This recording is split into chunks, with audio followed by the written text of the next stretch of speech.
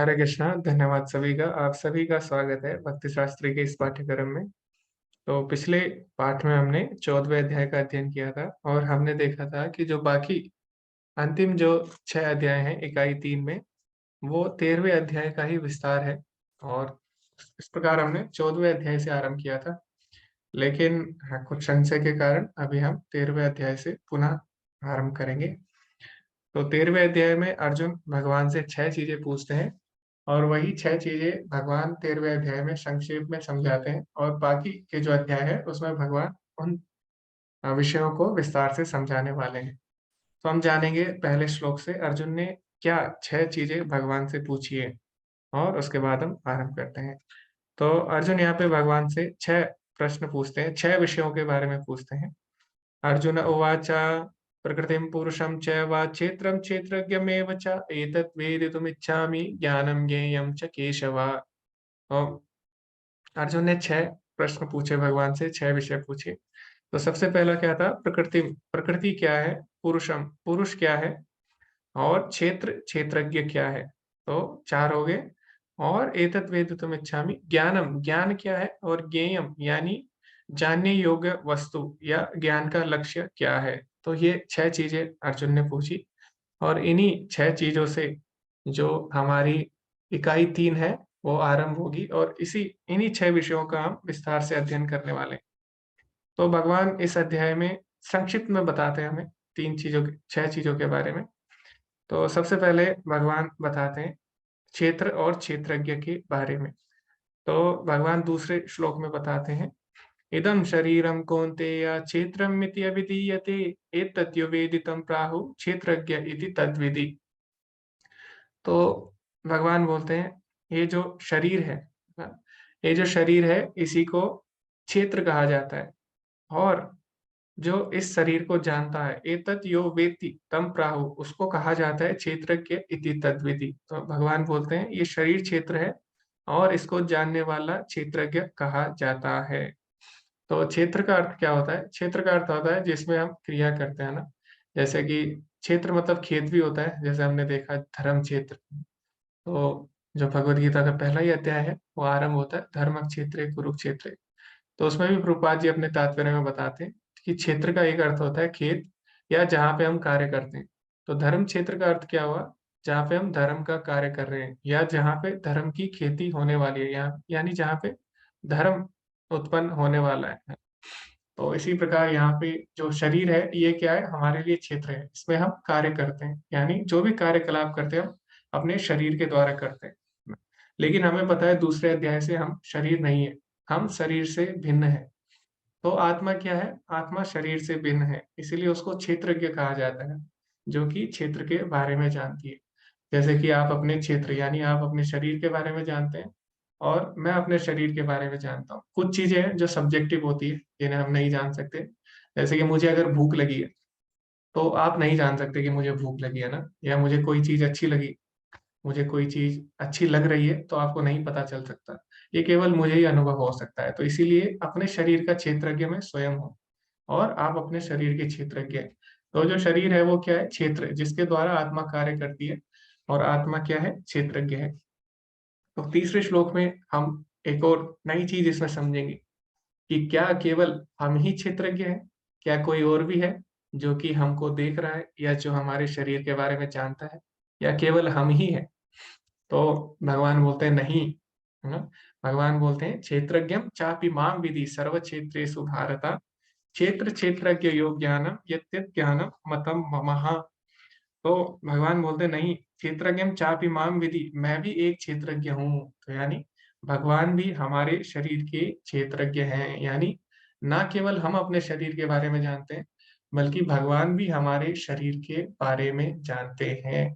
तो क्या केवल भगवान मेरे शरीर के बारे में जानते हैं, या केवल भगवान आपके शरीर के बारे में जानते हैं? नहीं, भगवान क्या बोल रहे हैं? क्षेत्रज्ञम चापि माम विधि सर्व क्षेत्रेषु भारत, यानी जितने भी शरीर है सर्व क्षेत्रेषु भारत, सभी शरीरों के बारे में मैं जानता हूँ। तो हम में और भगवान में क्या अंतर है? 2 क्षेत्रज्ञ हैं, एक हम है और एक भगवान है। तो हम केवल अपने शरीर के बारे में जान सकते हैं ना, जैसे कि मैंने अभी बताया, लेकिन भगवान क्योंकि सबके हृदय में है, सर्वस्य चाहम हृदय सन्निविष्टो भगवान बोलते हैं। तो इसीलिए भगवान सभी क्षेत्रों के बारे में जान सकते हैं, सभी शरीरों के बारे में जान सकते हैं। क्यों? क्योंकि भगवान परमात्मा रूप में सब में है, सबके हृदय में है। तो इसीलिए भगवान सबके बारे में जानते हैं। और भगवान ये बात चौथे अध्याय में भी बोलते हैं, जैसे कि अभी हमने चर्चा की थी। तो चौथे अध्याय में भी भगवान अर्जुन से ये बात बोलते हैं, बहुनी में व्यतीतानि जन्मानि तब चार्जुन तान्य हम वेद सर्वाणि न तुम वेत्ता परंतपा। तो जब अर्जुन ने भगवान से प्रश्न पूछा कि आपने सूर्य देव को ये ज्ञान कैसे दिया, क्योंकि आप तो मेरे साथ के हैं, आप तो, आपका जन्म तो मेरे साथ हुआ है, आप तो मेरे सखा है। तो भगवान अर्जुन को बताते हैं, नहीं ऐसा नहीं है। मुझे क्यों ये याद है? क्योंकि मैं क्षेत्रज्ञ हूँ, है ना, मैं बड़ा क्षेत्रज्ञ हूँ। और तुम्हें कुछ भी याद नहीं है ना। न तुम वेत्ता परंतपा। तो क्योंकि तुम छोटे क्षेत्रज्ञ हो, तुम केवल अपने शरीर के बारे में जानते हो, और अपने शरीर में भी तुम्हारी जानकारी सीमित है ना। तो जैसे कि हम अपने शरीर के बारे में भी पूरी तरह नहीं जानते। हमने कल क्या खाया उसके बारे में हम सोच सकते हैं, लेकिन हमने एक हफ्ते पहले क्या खाया उसके बारे में हमें कुछ नहीं पता। लेकिन भगवान ऐसे क्षेत्रज्ञ हैं, उन्हें हर क्षण का पता है। और ये यहाँ तक कि जो हम कर चुके हैं वो भी उन्हें पता है, जो हम कर रहे हैं वो भी उन्हें पता है, और जो हम करने वाले हैं वो भी उनको पता लग जाता है। जो हम इच्छा करते हैं वो उन्हें पता लग जाता है। ठीक है। तो इस तरह भगवान बहुत ही अतुलनीय क्षेत्रज्ञ है, यानी हमारी उनसे तुलना नहीं की जा सकती है ना। तो हम जो क्षेत्रज्ञ हैं, हम सीमित है, और भगवान असीमित है। तो दो क्षेत्रज्ञ हैं। और कभी कभी क्या होता है, प्रभुपाद जी यहाँ पे अपने तात्पर्य में लिखते हैं कि कभी कभी कंफ्यूजन रहता है, क्योंकि भगवान भी हमारे हृदय में रहते हैं परमात्मा रूप में, और हमारी आत्मा भी हमारे हृदय में रहती है। तो कभी कभी क्या होता है, लोग आत्मा को परमात्मा मान लेते हैं, लोग बोलते हैं कि आत्मा और परमात्मा एक ही है। लेकिन यहाँ पे आत्मा परमात्मा का भेद हमें पता लगता है। क्यों? क्योंकि भगवान ने यहाँ पे बोला क्षेत्रज्ञम चा अपि। तो यहाँ पे जो अपि, चा अपि चा अपि जो शब्द उपयोग हुआ है वो बहुत ही महत्वपूर्ण है। प्रभुपाद जी बोलते हैं चा मतलब होता है भी, है ना, मैं भी हूँ। तो भगवान बोल रहे हैं मैं भी हूँ, यानी आत्मा के अलावा एक और आत्मा है हमारे शरीर में, जिसको हम परमात्मा बोलते हैं। तो इस तरह हम देखते हैं आत्मा और परमात्मा अलग है, जैसे कि मायावादी बोलते हैं आत्मा परमात्मा एक ही है, ऐसा बिल्कुल भी नहीं है। तो आत्मा भी है हमारे शरीर में क्षेत्रज्ञ, और एक क्षेत्रज्ञ परमात्मा भी है ना, जो कि असीमित है। और जो पहला क्षेत्रज्ञ है उसकी सीमा है ना, वो सीमित तरीके से अपने क्षेत्र के बारे में जान सकता है। तो यही बात यहाँ पे भगवान बताते हैं। ठीक है। तो अभी हम आगे बढ़ते हैं। तो आगे हम जाएंगे छठे और सातवें श्लोक में। उसमें भगवान क्षेत्र के बारे में समझाते हैं। अभी भगवान ने क्षेत्र के बारे में बताया, और अभी भगवान बताएंगे कि हमारे जो क्षेत्र है, हमारे जो शरीर है, वो किन तत्वों से मिलके बना है। तो इसमें भगवान कुछ तत्वों के बारे में बताते हैं, जैसे कि हम सांख्य योग में पढ़ते हैं कि हमारा शरीर 24 तत्वों से बना है ना। तो जो योगी है वो भी क्या करते हैं, ध्यान करते हैं अपने शरीर पे, जो ज्ञानी है। और वो बोलते हैं मैं हाथ नहीं हूँ, मैं नाक नहीं हूँ, मैं कान नहीं हूँ। और अंत में क्या करते हैं, अंत में उन्हें पता लगता है कि हम शरीर नहीं है, हम आत्मा है। तो इस तरह जो शरीर है वो 24 तत्वों से मिलकर बना है। तो वो तत्व कौन से हैं भगवान इस श्लोक में बताते हैं, छठे श्लोक में। महाभूतानि अहंकारो बुद्धिर अव्यक्तमेव च इंद्रियाणि दशेकम च पंचचेंद्रिय गोचरा। तो पंच महाभूतों से हमारा शरीर बना है, भूमि रपो नलो वायु, है ना, और खम यानी आकाश। तो पांच तत्व हो गए हमारे। और उसके बाद मन बुद्धि और अहंकार, महाभूतानि अहंकारो बुद्धिर अव्यक्तमेव च। तो बुद्धि और अहंकार, और उसके बाद मन कहाँ पे आ गया, इंद्रियाणी दस एकम, जो जो 10 इंद्रियों की बात हुई है, और 10 एकम यानी 11, है ना। तो कुल मिला के 11 इंद्रियों की बात हुई है यहाँ पे। तो यहाँ पे जो मन है उसको भी इंद्रियों में शामिल कर लिया गया, सम्मिलित कर लिया गया। क्यों? क्योंकि मन इंद्रियों का राजा है। तो कभी कभी हम उसको इंद्रियों में ही गिनते हैं। तो यहाँ पे जो 10 इंद्रियां हैं, और 11वीं इंद्री मन है। तो 10 इंद्री कौन सी है? 5 हमारी ज्ञान इंद्रियां हैं जिनसे हम ज्ञान लेते हैं, और 5 हमारी कर्मेंद्रियां हैं जिनसे हम कर्म करते हैं। ठीक है। और 5 उनके प्रभाव है, रस गंध शब्द स्पर्श इत्यादि। ठीक है ना। तो यहाँ पे इस प्रकार भगवान बताते हैं, इस प्रकार हमारा शरीर 24 तत्वों से मिलकर बना है। उसके बाद भगवान बताते हैं लेकिन ये तत्व क्रिया कैसे करते हैं, ये तत्व कार्य कैसे करते हैं, और ये तत्व प्रकृति के संपर्क में कैसे आते हैं। तो यहाँ पे भगवान 7वें श्लोक में बताते हैं, इच्छा द्वेष सुखम दुखम संघातश्चेतना धृति एतच्छेत्रम समासेन सविकारम उदाहृतम।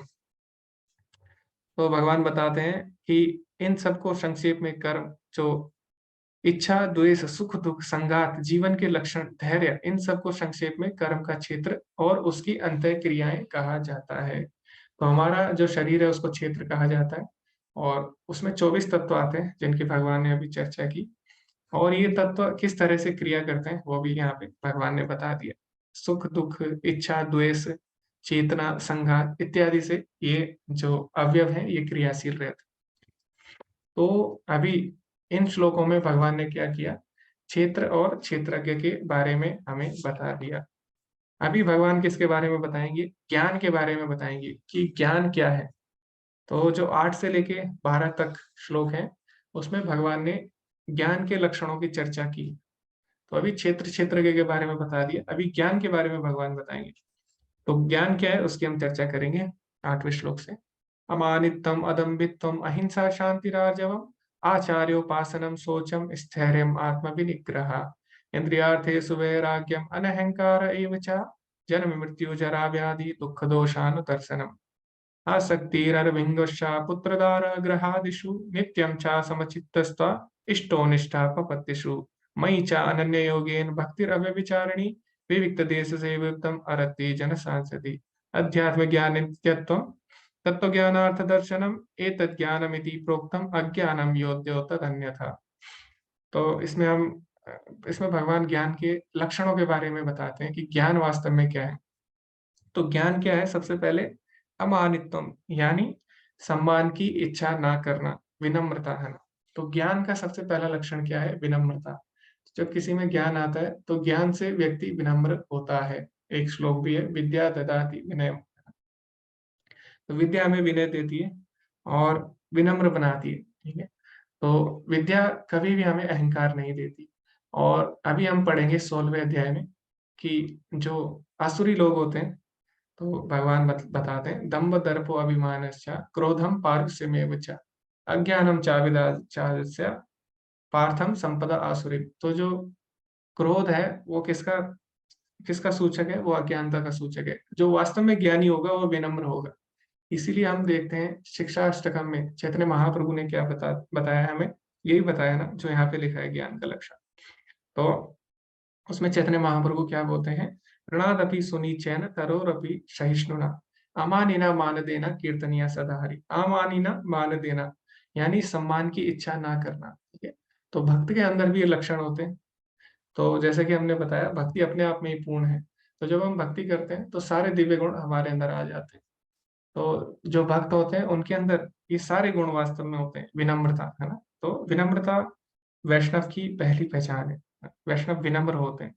तो यही बात यहाँ पे भगवान बताते हैं कि जो ज्ञानी होता है वो विनम्र होता है। दम्भहीनता यानी उसमें अहंकार नहीं होता। अहिंसा, तो अहिंसा का यहाँ पे क्या अर्थ है, तो प्रभुपाद जी बताते हैं अहिंसा का मतलब क्या होता है। अहिंसा का मतलब होता है सबको भगवान से जोड़ना।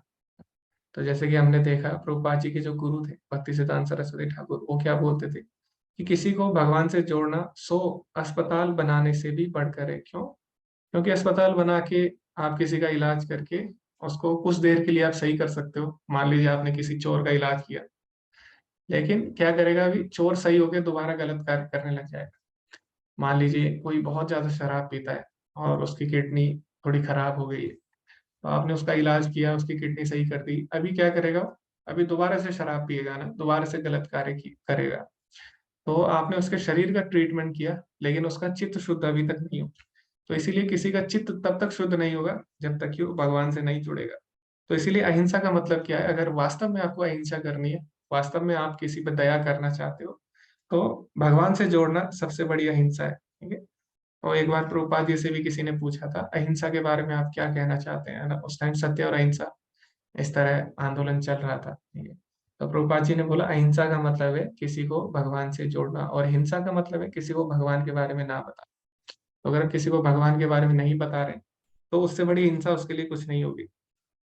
उसके बाद बात आती है सहिष्णुता यानी सहनशीलता। तो अभी हमने चर्चा की सहनशीलता हमारे सिद्धांत में है।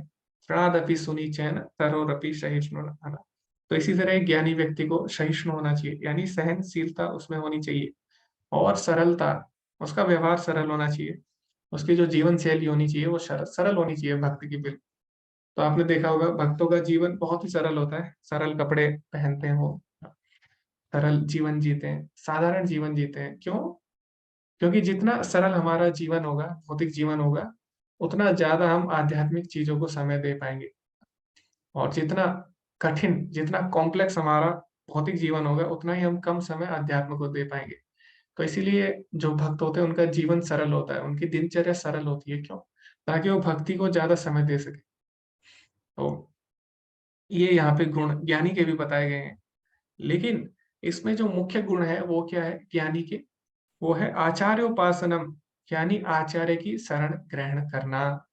तो ज्ञानी मतलब ये नहीं है कि आप खुद से पढ़ें, खुद से स्वाध्याय करें, खुद से वेद पढ़ लें और आप ज्ञानी बन जाए, है ना।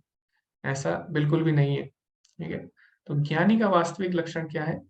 ज्ञानी का वास्तविक लक्षण है कि आचार्य की शरण में जाना। तो वो ज्ञानी तब तक नहीं कहलाएगा जब तक वो गुरु स्वीकार नहीं करेगा, भले उसको सब कुछ आता हो ना।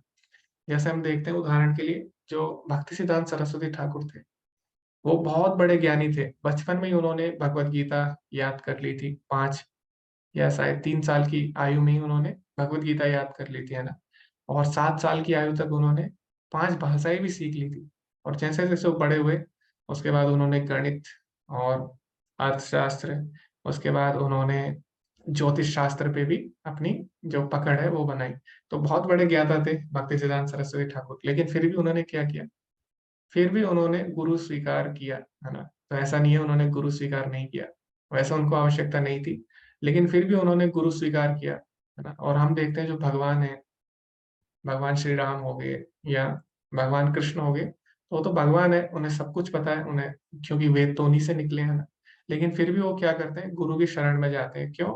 ये दिखाने के लिए कि गुरु की शरणागति के बिना ज्ञान अधूरा है। तो चाहे कोई कितना भी बड़ा हो, कितना भी बड़ा व्यक्ति हो, उसे गुरु की शरण में जाना चाहिए।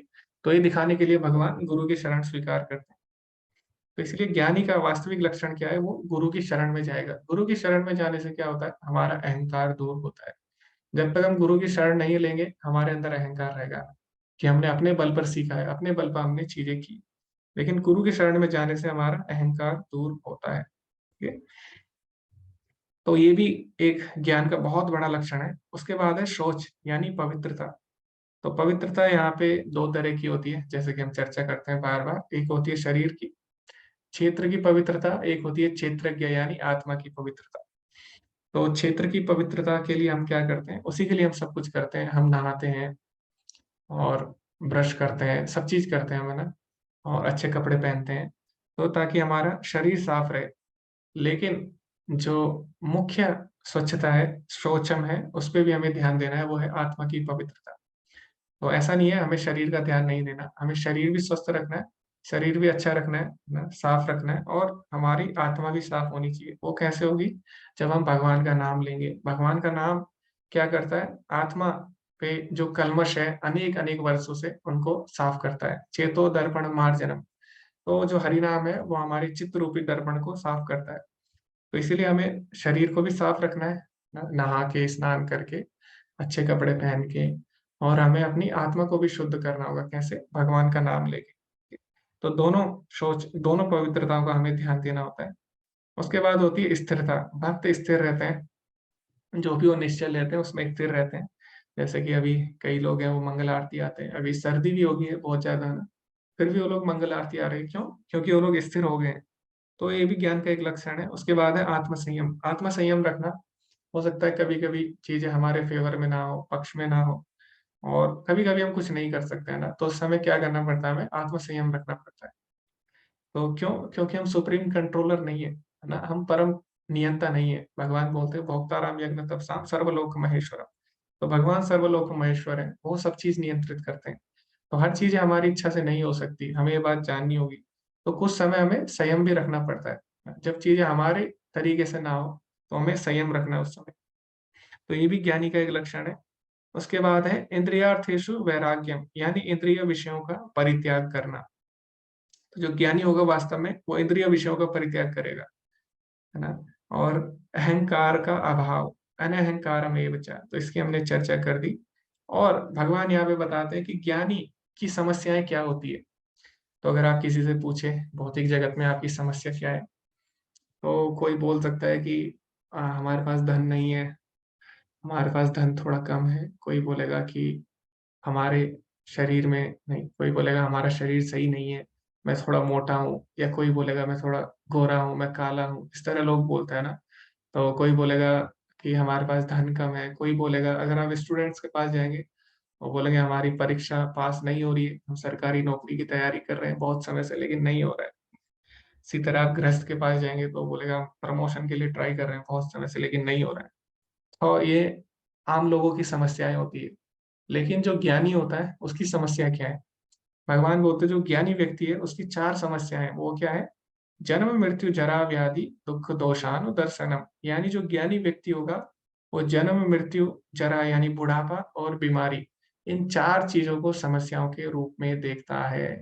तो ज्ञानी की समस्या ये नहीं होगी कि मैं काला हूँ, मैं गोरा हूँ, या मैं मोटा हूँ, मैं पतला हूँ, मेरे पास कम धन है, या मेरे पास छोटा घर है। नहीं, ज्ञानी की समस्या क्या है? जन्म मृत्यु जरा व्याधि, क्योंकि उसे पता है जो भी समस्याएं आ रही है वो क्यों आ रही है। सभी समस्याओं के मूल कारण है जन्म मृत्यु जरा व्याधि, जन्म मृत्यु का चक्र, और उसके कारण बुढ़ापा और व्याधि। तो यही मूल समस्याएं हैं। अभी कोई बोल सकता है कि भगवान ने इनको मूल समस्याएं क्यों कहा है, जन्म मृत्यु जरा व्याधि? और भी तो चीजें हैं, और भी तो समस्याएं हैं जीवन में। तो भगवान ने इन्हीं चार समस्याओं को क्यों मुख्य समस्याएं कहा है? तो जैसे कि मैंने आपको बताया कि सारी समस्याएं इन्हीं से आती है, लेकिन एक और कारण है भगवान ने क्यों ऐसा किया। क्योंकि ये जो चार चीजें हैं, जन्म मृत्यु जरा व्याधि, ये अपने जीवन में कोई भी नहीं चाहता, है ना? कोई भी व्यक्ति नहीं चाहता कि हाँ मेरी मृत्यु हो, कोई भी नहीं मरना चाहता, है ना? कोई भी नहीं चाहता हमें बुढ़ापा हो, हमें बीमारी हो। तो इसके लिए एक उदाहरण भी आता है। एक बहुत ही बहुत ही प्रसिद्ध पॉप सिंगर थे माइकल जैक्सन। तो वो चाहते थे कि वो कम से कम 150 साल जिए। इसके लिए उन्होंने पूरा अपनी एक टीम रखी थी डॉक्टर्स की। और उसमें हेल्थ एक्सपर्ट से, है ना, बहुत सारे लोग थे उसमें। तो उनका ये था कि उनको कम से कम 150 साल जीना है, और उनके पास पैसा भी बहुत था। तो उस हिसाब से उन्होंने एक टीम रखी थी पूरी डॉक्टर्स की, जो कि उन्हें समय समय पर उनको उनका उपचार करते थे, उनकी जांच करते थे। लेकिन फिर भी क्या हुआ, हम देखते हैं कि वो 50 साल भी नहीं जी पाया ना। तो इस तरह कोई नहीं चाहता मरना, कोई भी नहीं चाहता, कोई नहीं चाहता उन्हें बीमारी आए, बुढ़ापा आए, ठीक है? तो इसीलिए, लेकिन दूसरी बात यह है कि कोई इससे बच भी नहीं सकता, इसीलिए इसको मुख्य समस्या है। बाकी चीजों से आप बच सकते हैं, बाकी जो समस्या है, किसी की जॉब नहीं लग रही, ठीक है, थोड़ी तैयारी करेगा तो लग जाएगी। किसी के पास छोटा घर है, थोड़ी मेहनत करेगा हो जाएगा। बाकी जो भौतिक समस्या है उनका समाधान हो सकता है। लेकिन जो जन्म मृत्यु जरा व्याधि है, इससे कोई भी नहीं बच सकता। आप देखें जो अभी अभी ब्रिटेन की जो महारानी थी, है ना, एलिजाबेथ नाम था शायद उनका। तो हम देखते हैं वो इतनी बड़ी रानी थी, उसके पास सब चीज थी, है ना, सब चीज था उसके पास, लेकिन फिर भी वो चार चीजों से नहीं बच पाई। उसका भी जन्म हुआ, तो उसको भी बुढ़ापा आया, है ना, आपने देखा, और कितनी बूढ़ी हो गई थी, उसको भी बीमारी आई, और अंत में उसकी भी मृत्यु हुई। तो ये जीवन का सत्य है। तो जो ज्ञानी व्यक्ति होगा इन चार चीजों को समस्या के रूप में देखेगा और इन चार चीजों से बाहर निकलने का प्रयास करेगा। वो कैसे करेगा वो भगवान अगली लाइन में बताते हैं, अगले श्लोक में बताएंगे। तो उस तक हम पहुंचेंगे अभी, लेकिन उससे पहले भगवान क्या बताते हैं। ओके। वैराग्य, वैराग्य, संतान, स्त्री, घर तथा अन्य वस्तुओं की ममता से मुक्ति, है ना? तो यहाँ पे भगवान बताते हैं असक्ति नरभिंग स पुत्र दार ग्रहादिषु। तो वैराग्य, वैराग्य का मतलब क्या होता है? तो जैसे कि हमने चर्चा की, वैराग्य मतलब होता है युक्त वैराग्य, यानी सभी चीजों को भगवान की सेवा में लगाना। वैराग्य मतलब ये नहीं है कि सारी चीजों को छोड़ देना, लेकिन ऐसा नहीं है। ऐसा प्रतीत हो रहा है कि भगवान कुछ और बोलना चाहते हैं अगली, क्योंकि अगली लाइन में भगवान बोलते हैं संतान, यानी अपने पुत्र, स्त्री, घर तथा अन्य वस्तुओं की ममता से मुक्ति, ठीक है? तो क्या इसका मतलब ये है कि भगवान बोलना चाह रहे हैं कि अपने संतान या अपने पुत्र, घर, स्त्री को त्याग दो, है ना? क्योंकि लग तो ऐसे ही रहा है, संतान, स्त्री, घर तथा अन्य वस्तुओं की ममता से मुक्ति, लेकिन ऐसा नहीं है। भगवान ये नहीं बोल रहे कि स्त्री, घर और अपनी संतान को त्यागो। तो यहाँ पे भगवान बोले उनकी ममता से मुक्ति, यानी उनसे ज्यादा अटैच नहीं होना। तो हमें जानना होगा कि सभी भगवान के अंश हैं, और एक जो भक्त होता है सभी को भगवान के अंश के रूप में देखता है। तो जो उसके माता पिता हैं, जो उसकी स्त्री है, या किसी के पति हैं, किसी की पत्नी है, और किसी के पुत्र हैं, तो वो भी तो भगवान के अंश है ना। तो इस तरह से हमें उनको ट्रीट करना चाहिए। और जैसे कि हमें पता है सबसे अच्छा कार्य क्या है, अगर आपको किसी पे वास्तव में दया करनी है तो उनको आप भगवान से जोड़िए। तो लेकिन ममता से मुक्ति यहाँ पे भगवान ने लिखा है, भगवान ने ये नहीं बोला उनसे मुक्ति, है ना। ममता से मुक्ति यानी उनसे ज्यादा लगाव नहीं होना चाहिए, ज्यादा अटैचमेंट नहीं होना चाहिए। क्यों?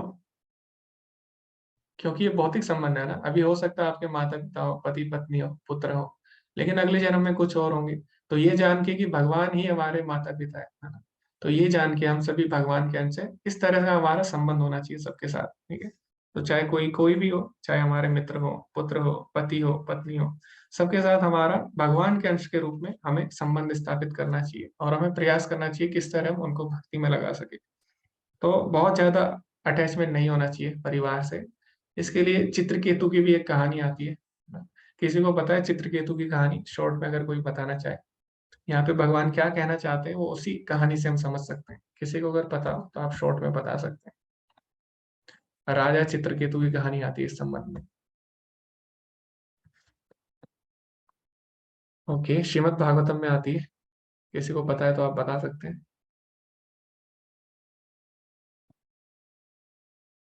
शॉर्ट में आप बता सकते हैं जी। हरे कृष्णा गौरव प्रभु जी, आप बता ये सकते हैं वही इसको। वाली है ना, जब शिव जी बैठे हुए थे पार्वती माँ के साथ। जी प्रभु जी। हाँ हाँ हाँ। लेकिन उससे भी पहले है चित्रकेतु। हाँ, व्यक्ति वही है, लेकिन जो पुत्र स्त्री इस सब का लोभ नहीं, नहीं कर रहा है, उसके पीछे कोई और कहानी है। वो उसका दूसरा जन्म है, अगला जन्म। हाँ नहीं, फिर वो नहीं पता प्रभु जी जी। जी। ओके। तो वर्षा माता जी ने हैंड रेस किया है। तो चित्रकेतु के 3 जन्म थे, और उसमें से एक ये भी था जो प्रभु जी ने बोला। लेकिन हम पहले की बात कर रहे हैं, जो वो राजा था।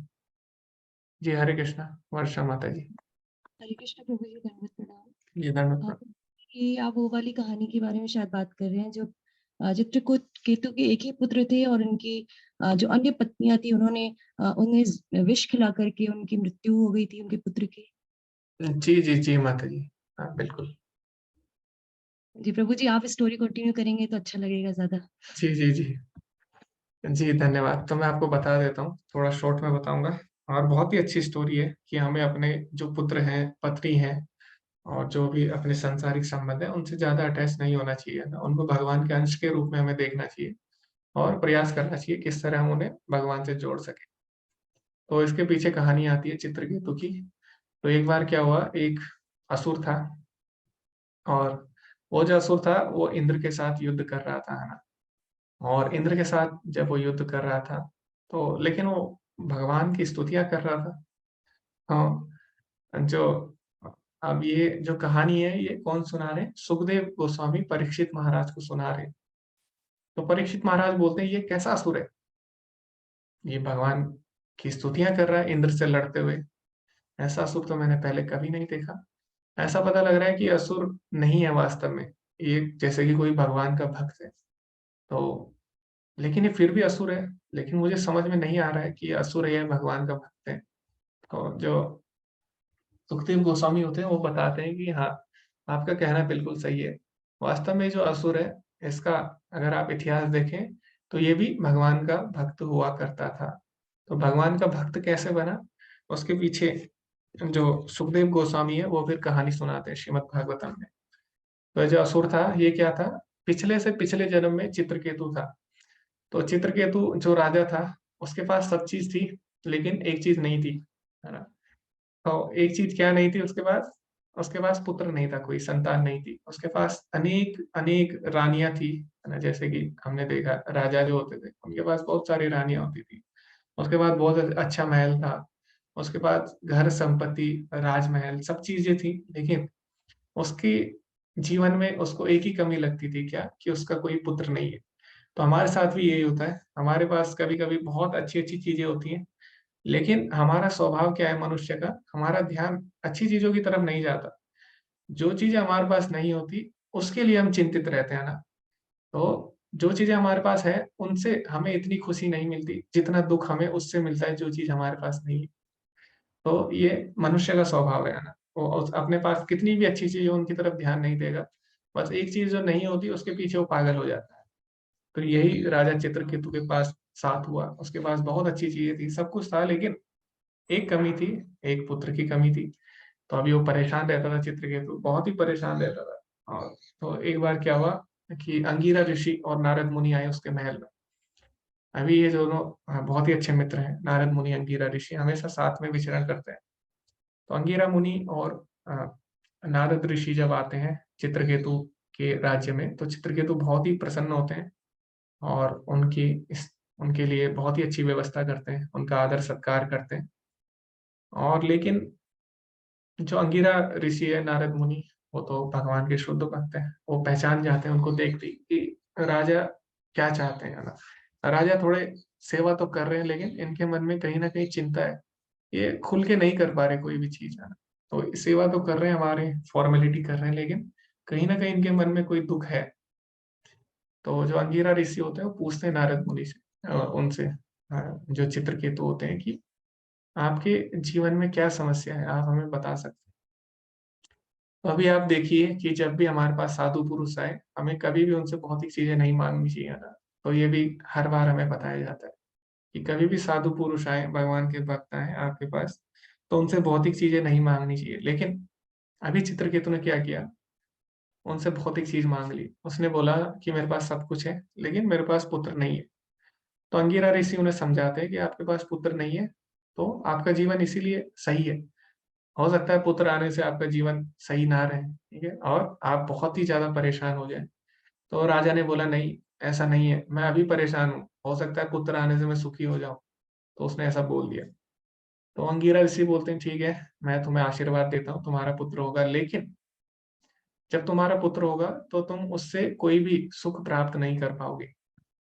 तो अभी राजा को क्या हुआ, राजा ने पूरी चीज पे ध्यान नहीं दिया। राजा ने बोला बस मेरा पुत्र हो गया उतना ही काफी है, मेरा पुत्र हो जाए बस इतना ही काफी है।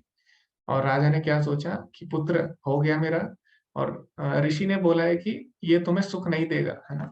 तो राजा ने सोचा कि ठीक है, सुख नहीं देगा इसका मतलब हो सकता है बड़ा होके बिगड़ जाए, गलत काम करे, कोई बात नहीं, गलत काम करे, कुछ भी करे, है ना, कम से कम मेरा पुत्र तो होगा।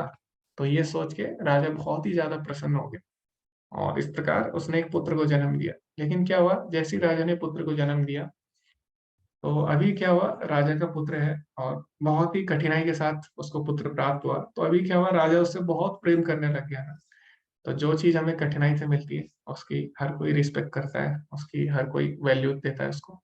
तो इसी तरह पुत्र को बहुत वैल्यू मिली, सभी उसका आदर करते थे, सभी उसको प्रेम करते थे, छोटा सा बच्चा था। और राजा रानी सबका ध्यान उधर ही था। तो अभी क्या हुआ कि राजा का ध्यान पुत्र की तरफ था, सभी पुत्र की तरफ ध्यान देते थे। तो जो बाकी रानियां थी, वो क्या करती है, ईर्ष्या करने लगती है। और जो पुत्र है उससे वो बोलते हैं कि राजा तो अब हमें समय नहीं दे पाता, पहले तो हमारे साथ रहता था और सभी लोग हमारी तरफ ध्यान देते थे, हमारा सम्मान करते थे। लेकिन जब से पुत्र आया है, हमारा सम्मान नहीं करता कोई, सबका ध्यान तो राजा के पुत्र की तरफ रहता है, राजा का भी ध्यान उसके पुत्र की तरफ रहता है। तो जो रानियां है वो ईर्ष्या करने लगती है बच्चे से। तो एक दिन योजना बनाती है कि बच्चे को जहर देके मार दिया जाए। तो इस तरह वो क्या करती है, बच्चे को जहर देके मार देती है ना। तो राजा को जब ये बात पता लगती है, राजा टूट जाता है, बहुत ही ज्यादा रोने लगता है, विलाप करने लगता है, और बहुत ही व्याकुल हो जाता है, अपने होश खो देता है वो। और इस प्रकार बहुत ही चिंता में पड़ जाता है। तो ये क्यों हुआ, क्योंकि उसको बहुत ही ज्यादा अटैचमेंट हो गया था ना भौतिक चीजों से। लेकिन अभी उसको याद भी आ रहा था कि जो अंगीरा ऋषि है शायद वो यही कहना चाहते थे मेरे से, मैं समझ नहीं पाया। लेकिन अभी भी वो बहुत ही क्रोधित होता है अंगीरा ऋषि पे, नारद मुनि पे। वो बोलता है कि इन्होंने मुझे वरदान तो दिया, इससे अच्छा वरदान ही ना देते हैं मुझे, है ना। जब आपने छीनना ही था तो आपने दिया क्यों, ना, ऐसा भी कई लोग बोलते हैं। भगवान जब आपने देना ही था, छीनना ही था, तो आपने दिया ही क्यों हमें, इससे अच्छा आप नहीं देते, है ना। तो यही कोस के वो नारद मुनि अंगीरा ऋषि को कोसता रहता है बार बार। तो जो अंगीरा ऋषि नारद मुनि है वो दोबारा से प्रकट हो जाते हैं वहां पे। और वो, उन्हें पता है राजा भी समझेगा नहीं कुछ, राजा की स्थिति ऐसी नहीं है कि हम उसे कुछ ज्ञान दें आत्मा का वो समझ जाए। तो क्या करते हैं, उसको वो समझाते नहीं है कुछ भी, वो उसको प्रैक्टिकल करके दिखाते हैं। वो क्या करते हैं, पुत्र को जिंदा कर देते हैं, जीवित कर देते हैं नारद मुनि। अब ये पुत्र जीवित होता है तो राजा बहुत ही खुश होता है और पुत्र से लिपट जाता है और रोने लग जाता है। तो बोलता है, बेटा तुम कैसे हो और क्या हो गया था तुम्हें? तो जो बेटा होता है, पुत्र उठता है, वो बोलता है कि आप कौन हो? अपने पिता से बोलता है, चित्रकेतु से। तो चित्रकेतु बोलता है, मैं तुम्हारा पिता हूँ, मैं राजा हूँ और तुम मेरे पुत्र हो। तो जो पुत्र उठता है वो बोलता है, कौन से पिता हो तुम? तो बोलता है, राजा हैरान हो जाता है, कौन से पिता? वो बोलता है, मैं ही तो तुम्हारा पिता हूँ, मैं ही तो एक तुम्हारा पिता हूँ। तो जो पुत्र होता है वो बोलता है, नहीं, मैं तो कई पिता बदल चुका हूँ, है ना, मेरे कई जन्म हो चुके हैं, लेकिन तुम कौन से पिता हो? तो ऐसे जो छोटा बच्चा होता है वो बोलता है। तो राजा एकदम चकरा जाता है और राजा थोड़ा चिंतन करता है। राजा सोचता है कि हाँ, वास्तव में हम लोग शरीर नहीं, हम आत्मा है। क्यों? क्योंकि आत्मा बहुत सारे संबंध बदल चुकी है ना, और लेकिन हम क्या करते हैं, उससे बहुत ज्यादा आसक्त हो जाते हैं भौतिक संबंधों से। इस कारण हम भगवान के बारे में या अपने जीवन के बारे में नहीं जान सकते। तो राजा को ये बात समझ में आ जाती है जैसे ही उसका पुत्र बोलता है कि तुम कौन से पिता हो ना। तो इस तरह से राजा को फिर होश आता है और राजा उनसे क्षमा मांगता है, नारद मुनि अंगिरा ऋषि से। उसके बाद जो नारद मुनि है उन्हें एक मंत्र देते हैं और जो संकर्षण भगवान है उन पे ध्यान लगाते हैं फिर वो। इस तरह अगले जन्म में एक गंधर्व बनते हैं, चित्रकेतु गंधर्व, है ना। तो उन्हें गंधर्व का जन्म प्राप्त होता है, ठीक है, अगले जो जन्म होता है उसमें।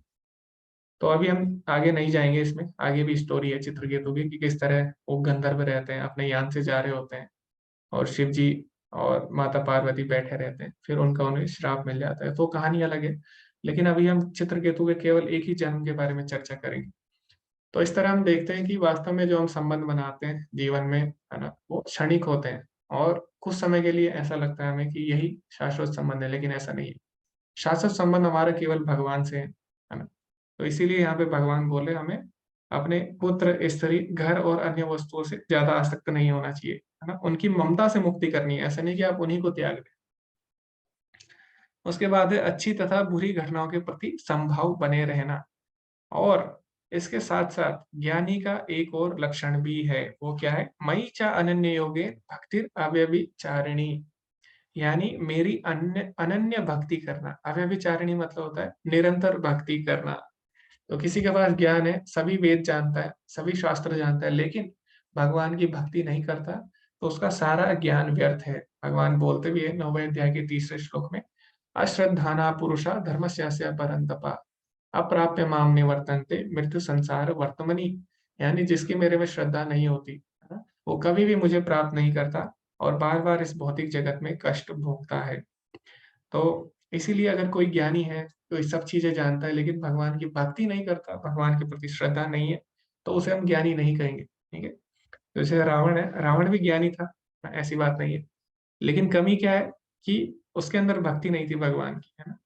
तो इसीलिए क्या हुआ, उसका पतन हो गया दोबारा से। तो इसीलिए ज्ञानी होना बड़ी बात नहीं है। अगर जब तक आप भगवान के भक्त नहीं है, तो तब तक उस ज्ञान का कोई भी लाभ नहीं है। और आपने देखा होगा 7वें अध्याय में भगवान ने बोला है, चतुर्विधा भजन्ते माम, चार तरह के लोग मेरी शरण में आते हैं, आर्थो जिज्ञासु अर्थार्थी ज्ञानी च भरत ऋषभ। ज्ञानी, अर्थार्थी, जिज्ञासु, है ना, और ये सब मेरी शरण में आते हैं। लेकिन भगवान को कौन प्रिय है ना, तेषाम ज्ञानी नित्य, तो भगवान बोलते हैं मुझे ज्ञानी सबसे ज्यादा प्रिय है। लेकिन भगवान ने साथ में एक और कंडीशन रखी थी वहां पे। तो भगवान ने क्या कंडीशन रखी थी? तेषाम ज्ञानी नित्य, तो एक भक्तिर विशिष्यते, ऐसा ज्ञानी जो कि एक भक्तिर विशिष्यते, केवल एकमात्र मेरी भक्ति में लगा हुआ है। तो केवल भगवान ने एक कंडीशन नहीं रखी कि ज्ञानी मुझे प्रिय है, ज्ञानी भी होना चाहिए, साथ साथ भगवान की भक्ति में भी लगा होना चाहिए, है ना। तो केवल ज्ञान का कोई लाभ नहीं है। बहुनाम जन्मनाम अन्ते ज्ञानवान माम प्रपद्यते, जो ज्ञानी होते हैं उन्हें बहुत जन्म लग जाते हैं भगवान की शरण में पहुंचने में। इसीलिए ज्ञानी के साथ साथ भगवान का भक्त होना भी आवश्यक है। तो ये बात भगवान यहाँ पे क्लियरली स्पष्ट रूप से बताते हैं। उसके बाद आगे भगवान लिखते हैं, विविक्त देश सेवित्वम। विविक्त देश सेवित्वम मतलब एकांत स्थान में रहने की इच्छा, है ना। अरति जन संसदि, जन समूह से भी लगाव। तो एकांत रहने की इच्छा का मतलब क्या है यहाँ पे?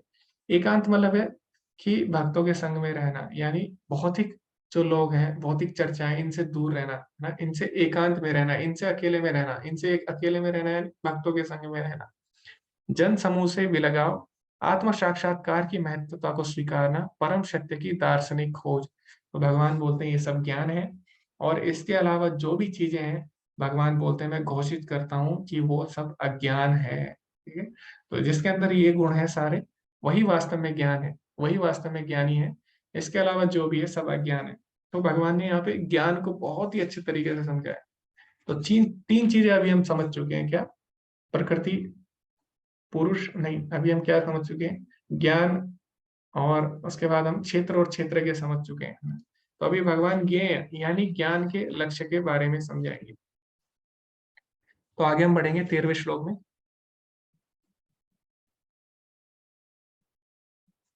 तो भगवान बताते हैं ज्ञेय यानी जानने योग्य वस्तु के बारे में। तो जो ज्ञेय है यानी जानने योग्य वस्तु है, वो क्या है? आत्मा और परमात्मा। तो दो चीजें जीवन में जानना जरूरी है, एक आत्मा यानी अपने बारे में जानना, और एक परमात्मा के बारे में जानना है। क्योंकि जब तक हम अपने बारे में नहीं जानेंगे, तब तक हम परमात्मा के बारे में नहीं जान सकते। क्यों? क्योंकि हमारा संबंध परमात्मा से है ना। तो जब तक हम अपने बारे में नहीं जान लेते, तब तक हम अपने संबंध के बारे में कैसे जानेंगे? तो इसीलिए सबसे पहले आत्मा के बारे में जानना, उसके बाद परमात्मा के बारे में जानना। तो ज्ञेय मतलब होता है जानने योग्य वस्तु। तो जानने योग्य वस्तु दो है, एक आत्मा और एक परमात्मा। तो अभी जो 13वां श्लोक है, उसमें भगवान आत्मा के बारे में बताते हैं। तो ज्ञेय वस्तु सबसे पहली है आत्मा। तो उसके बारे में भगवान क्या बोलते हैं? ज्ञेयम यत् तत् प्रवक्ष्यामि यत् ज्ञात्वा अमृत अश्नुते। तो अब मैं तुम्हें ज्ञेय यानी जानने योग्य वस्तु के बारे में बताऊंगा, जिसको जानकर तुम अमृत का आस्वादन करोगे। तो सबसे पहला ज्ञेय क्या है? अनादि मत परम ब्रह्म न सत तत् न असत उच्यते। यानी यह ब्रह्म या आत्मा जो अनादि है और मेरे अधीन है, इस भौतिक जगत के कार्य कारण से परे स्थित है। तो सबसे पहली जो वस्तु है जिसके बारे में जानना है, वो है आत्मा। तो भगवान बोले आत्मा है, वो अनादि है यानी शाश्वत है, जैसे कि हमने देखा दूसरे अध्याय में, है ना। तो दूसरे अध्याय में भी हमें पता है कि वहां पे भी भगवान बोलते हैं अजो नित्य शाश्वतोयम पुराणो न हन्यते हन्यमाने शरीरे। यानी आत्मा हमेशा रहती है शरीर का नाश होने पर भी, और वो शाश्वत है। तो यही बात यहाँ पे भगवान आत्मा के बारे में बताते हैं। लेकिन एक और चीज जो अभी तक हमने नहीं देखी, वो क्या है? भगवान बोले अनादि मत परम ब्रह्म, यानी जो आत्मा है वो मेरे अधीन है। ठीक है, तो ये चीज हमने अभी तक नहीं देखी। तो भगवान ने साफ साफ बोल दिया कि सबसे पहले हमें आत्मा के बारे में जानना है जो अनादि है, लेकिन वो मेरे अधीन है। यानी आत्मा क्या है? भगवान के अधीन है ना। तो आत्मा और परमात्मा अलग है। एक एक अधीन है यानी एक कंट्रोल होती है, और एक कंट्रोलर है। तो जो आत्मा है वो क्या है? कंट्रोल होती है यानी भगवान के अधीन होती है। तो जैसे कि चैतन्य चरितामृत में भी है, जीवेर स्वरूप हो या कृष्णेर नित्यदास। और ऐसे हमारे शास्त्रों में भी लिखा है, बाकी शास्त्रों में दास भूतो हरि रेव नान्य सेव कदाचन। यानी जो आत्मा है वो हरि की दास है ना। तो यही चीज यहाँ पे भगवान बोल रहे, जो आत्मा है वो मेरे अधीन है और इस भौतिक जगत के कार्य कारण से परे स्थित है। तो हमारा जो संबंध है वो भौतिक चीजों से नहीं है, हमारा संबंध भगवान से है ना। हम भगवान के अंश है, ममे वंश जीव लोक जीव भूता सनातन। तो ये भगवान ने आत्मा के बारे में बताया। अभी भगवान परमात्मा के बारे में हमें बताएंगे। तो दो चीजें हैं जानने योग्य, ज्ञेय वस्तु दो है, एक आत्मा एक परमात्मा। तो अगले श्लोक में हम देखेंगे कि परमात्मा क्या है। परमात्मा के विषय में भगवान बता। तो परमात्मा क्या है, अभी जो श्लोक आने वाले हैं वो मायावादियों के फेवरेट श्लोक है। ठीक है, और अगर कोई इसको सही से नहीं पढ़ेगा तो उसको लगेगा कि ये पूरा मायावाद है ना। तो अभी भगवान परमात्मा के बारे में बताएंगे। तो परमात्मा क्या है? सर्वतः पाणिपादम तत् सर्वतो अक्षिशिरो मुखम सर्वतः श्रुतिमल्लोके सर्वमावृत्य तिष्ठति। तो सर्वतः पाणी, पाणी मतलब होता है हाथ, सारी जगह उसके हाथ हैं, सर्वत्र फैले हुए हैं, और उसके पैर भी सर्वत्र फैले हुए हैं। सर्वतः पाणी पादम तत्, इस तरह सर्वतो अक्षि शिरो मुखम, उसके आंख, उसका सिर और उसका मुख सभी जगह फैले हैं। सर्वथा श्रुति मन लोके, सभी जगह उसके कान भी हैं। ठीक है, उसके कान भी सर्वत्र है, और वह सभी वस्तुओं में तिष्ठति सर्व सर्व सर्व सर्वमावर्त्य तिष्ठति। तो इस तरह परमात्मा के बारे में बताया कि परमात्मा सभी जगह सर्वत्र व्याप्त है, सर्वव्यापी है। लेकिन फिर भी भगवान अपने धाम में भी रह सकते हैं साथ साथ। ठीक है, तो सभी जगह भगवान अपनी शक्तियों के रूप में, परमात्मा के रूप में, जैसे कि हम ब्रह्म संहिता में भी देखते हैं, अंडांतरस्थ परमाणु चयांतरस्थम, कि भगवान पूरे ब्रह्मांड में भी है और भगवान एक एक अंडांतरस्थ परमाणु के अंदर भी है ना, एक एक एटम के अंदर भी भगवान है। तो इस तरह भगवान या तो परमात्मा के रूप में सब जगह व्याप्त है या अपनी शक्तियों के रूप में सब जगह व्याप्त है ना, और साथ ही साथ भगवान अपने धाम में भी है, ठीक है। तो भगवान हर जगह एक साथ हो सकते हैं, जैसे कि हम ब्रह्म संहिता में भी देखते हैं, गोलोक एवं निवसति अखिलात्म भूतो, यानी भगवान गोलोक में और सभी जगह व्याप्त भी है। तो यहाँ पे यही बताया गया है कि भगवान सब जगह व्याप्त है ना, हर जगह व्याप्त है।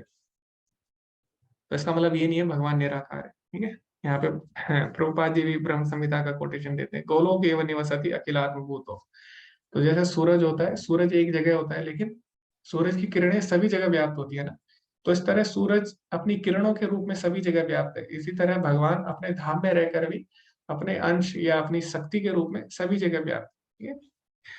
तो आगे क्या है भगवान के बारे में वो हम पढ़ेंगे अगले श्लोक, और हो सकता है मायावादियों को अच्छा लगे हो। तो इसमें क्या बोला गया है, सर्वेंद्रिया गुणाभासम सर्वेंद्रिया विवर्जितम, यानी भगवान सभी इंद्रियों से, सभी इंद्रियों से भगवान क्या है, सभी इंद्रियों के साथ है, यानी उस भगवान की सभी इंद्रियां हैं, सर्वेंद्रिय गुणाभासम, सभी इंद्रियों के मूल स्रोत हैं, लेकिन सर्वेंद्रिया विवर्जितम, लेकिन भगवान की कोई भी इंद्रिया नहीं है। असक्तम सर्वभूतश्चैव निर्गुणम गुण भोक्त च, असक्तम मतलब होता है अनासक्त है, सभी का पालन करते हैं, और निर्गुणम, निर्गुण है भगवान, गुण भोक्त च, और गुणों के स्वामी भी है। तो यहाँ पे हम देखते हैं विरोधी चीजें आ रही है, एक तरफ बोल रहे हैं भगवान सभी इंद्रियों के स्रोत है लेकिन भगवान की खुद इंद्रियां नहीं है। फिर यहाँ पे बोल रहे हैं कि भगवान गुण भोगता है, यानी भगवान से सारे गुण आए हैं, भगवान ही गुण देते हैं, लेकिन भगवान किसी भी गुण में नहीं है। तो जो मायावादी होते हैं वो भी तो यही बोलते हैं ना कि भगवान की कोई इंद्रियां नहीं है, भगवान का कोई स्वरूप नहीं है, भगवान निराकार है, निराकार ज्योति है। और यहाँ पे भी यही बोला गया है, कि भगवान निर्गुण है ना, भगवान अव्यक्त है, निर्गुण है, और भगवान की कोई भी इंद्रियां नहीं है, भगवान निराकार है।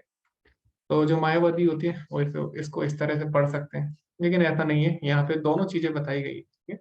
भगवान सभी इंद्रियों के स्रोत है, लेकिन भगवान खुद इंद्रियों से परे है। तो इसका मतलब क्या है, सर्वेंद्रिया गुणावासन, इसका मतलब ये है कि भगवान की जो इंद्रियां हैं वो हमारी तरह नहीं है। तो भगवान हमारी इंद्रियों के स्रोत है, भगवान हमारे शरीर या जितनी भी भौतिक वस्तुएं उनकी स्रोत है, लेकिन भगवान इससे अलग है, ठीक है। तो भगवान दिव्य है, भगवान की इंद्रियां दिव्य है, हमारी इंद्रियों की तरह नहीं है। तो भगवान क्या है, भगवान के बारे में ब्रह्मा जी भी बोलते हैं, है ना, कि आद्यम पुराण पुरुषम नव यौवनम चा, भगवान आदि पुराण पुरुष होते हुए भी नए युवक की तरह दिखते हैं।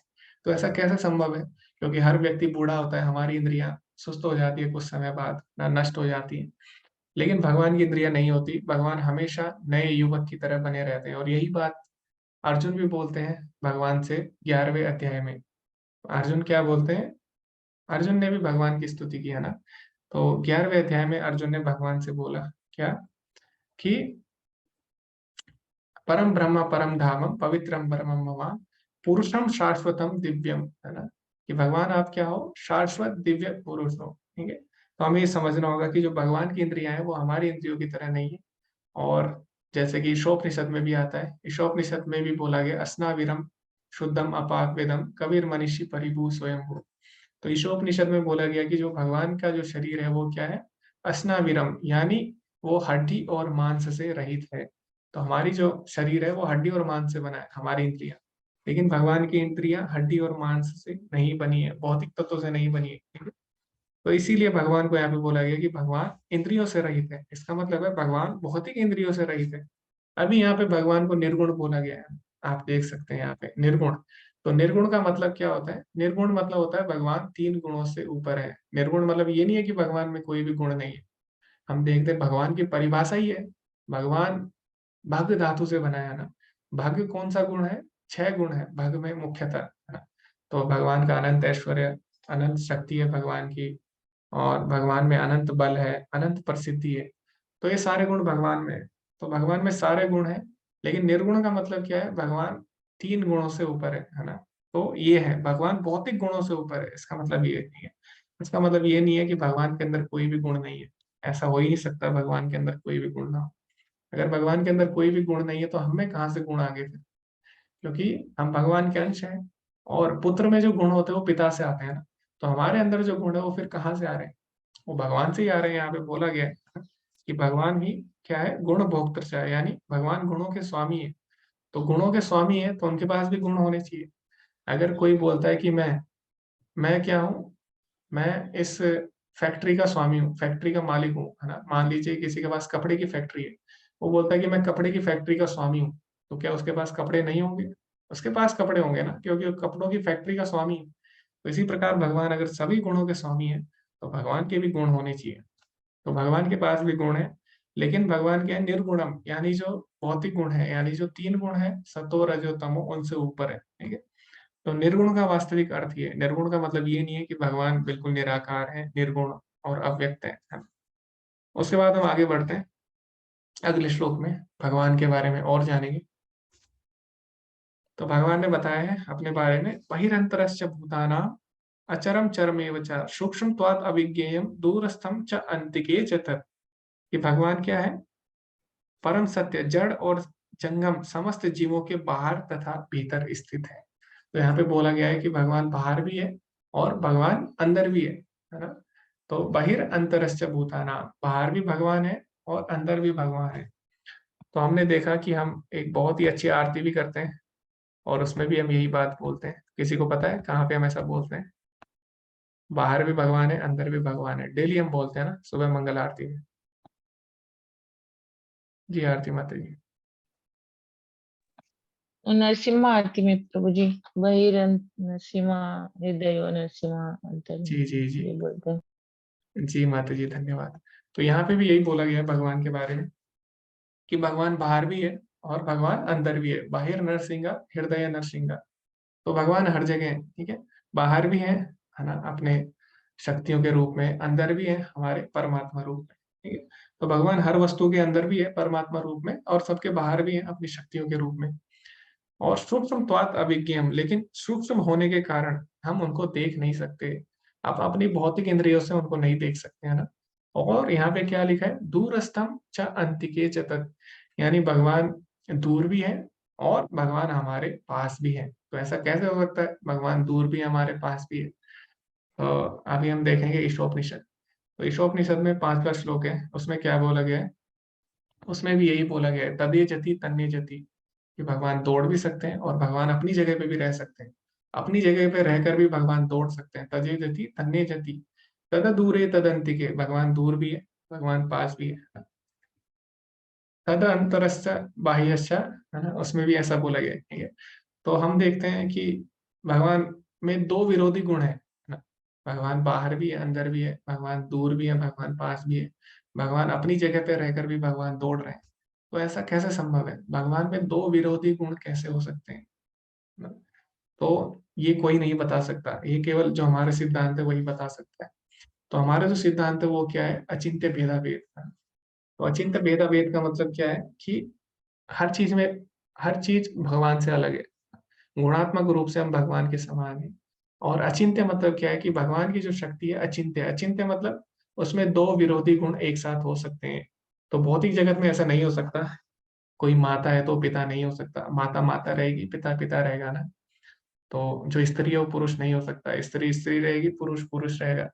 तो भौतिक जगत में ऐसा संभव नहीं है। हम यहाँ पे है तो हम अभी अमेरिका में नहीं हो सकते हैं ना। लेकिन भगवान अचिंत्य है। भगवान ने जब यशोदा माता को ब्रह्मांड दिखाया अपने पेट में, तो उस समय भगवान कहाँ थे? भगवान ब्रह्मांड में ही तो थे। तो भगवान ब्रह्मांड के अंदर है या भगवान के अंदर ब्रह्मांड है? दोनों साथ में हो रहा है, आप देख सकते हैं इस लीला में। भगवान के अंदर ब्रह्मांड है और भगवान ब्रह्मांड के अंदर है। तो ऐसा कैसे हो सकता है कि भगवान ब्रह्मांड के अंदर है और भगवान के अंदर ब्रह्मांड है ना। तो ये क्या है, भगवान की अचिंत्य शक्ति, ये केवल भगवान ही कर सकते हैं। तो इसीलिए भगवान को अचिंत्य बोला गया हमारी फिलोसफी में, है ना। तो भगवान बाहर भी हो सकते हैं, भगवान अंदर भी हो सकते हैं। भगवान मेल भी हो सकते हैं सेम टाइम पे और भगवान फीमेल भी हो सकते हैं सेम टाइम पे, है ना। अचिंत्य है भगवान, एक साथ कई चीजें हो सकते हैं।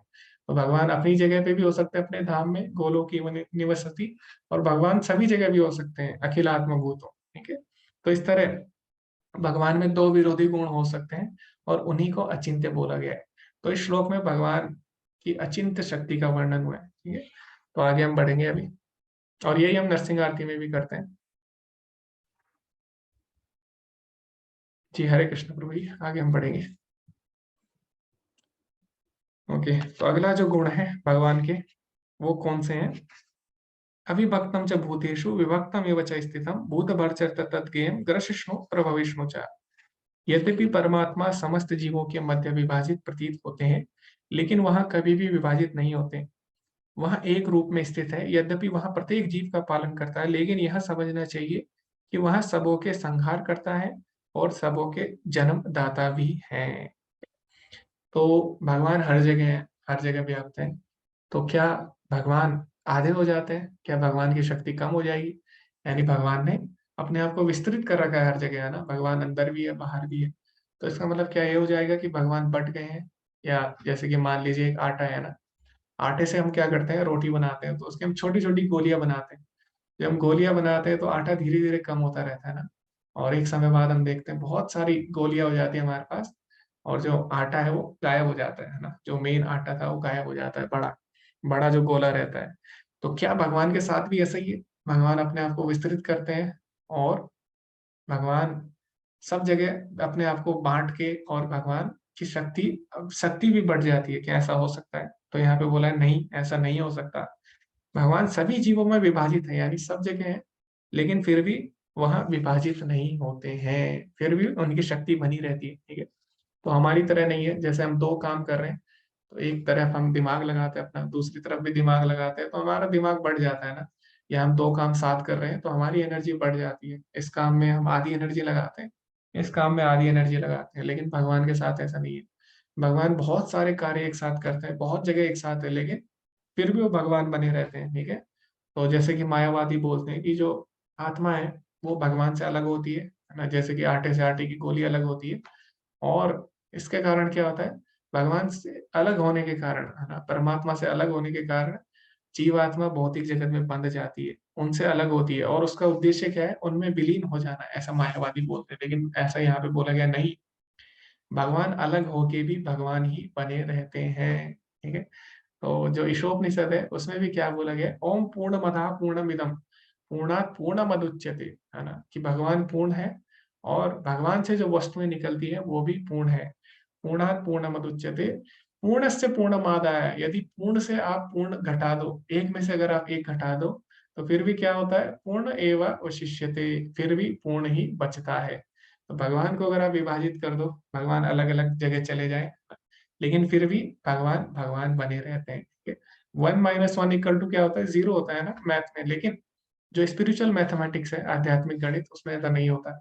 उसमें भगवान 1 - 1 यानी भगवान एक एक भाग में बढ़ जाते हैं। तो इसका मतलब ये नहीं है भगवान 0 हो गए, नहीं, अभी भी वो भगवान बने रहते हैं। तो 1 - 1 = 1, ये क्या है, हमारी स्पिरिचुअल मैथमेटिक्स। ठीक है, तो भगवान हर जगह विभाजित हो जाते हैं, लेकिन फिर भी वो भगवान बने रहते हैं, फिर भी उनकी शक्ति विभाजित नहीं होती है। ठीक है, तो हर जगह भगवान सेम शक्ति रहती है, भगवान की समान शक्ति। तो मेरे अंदर जो परमात्मा है, आपके अंदर जो परमात्मा है, भगवान जो अपने धाम में है, जितने भी विष्णु तत्व है, सभी में समान शक्ति रहती है। ठीक है?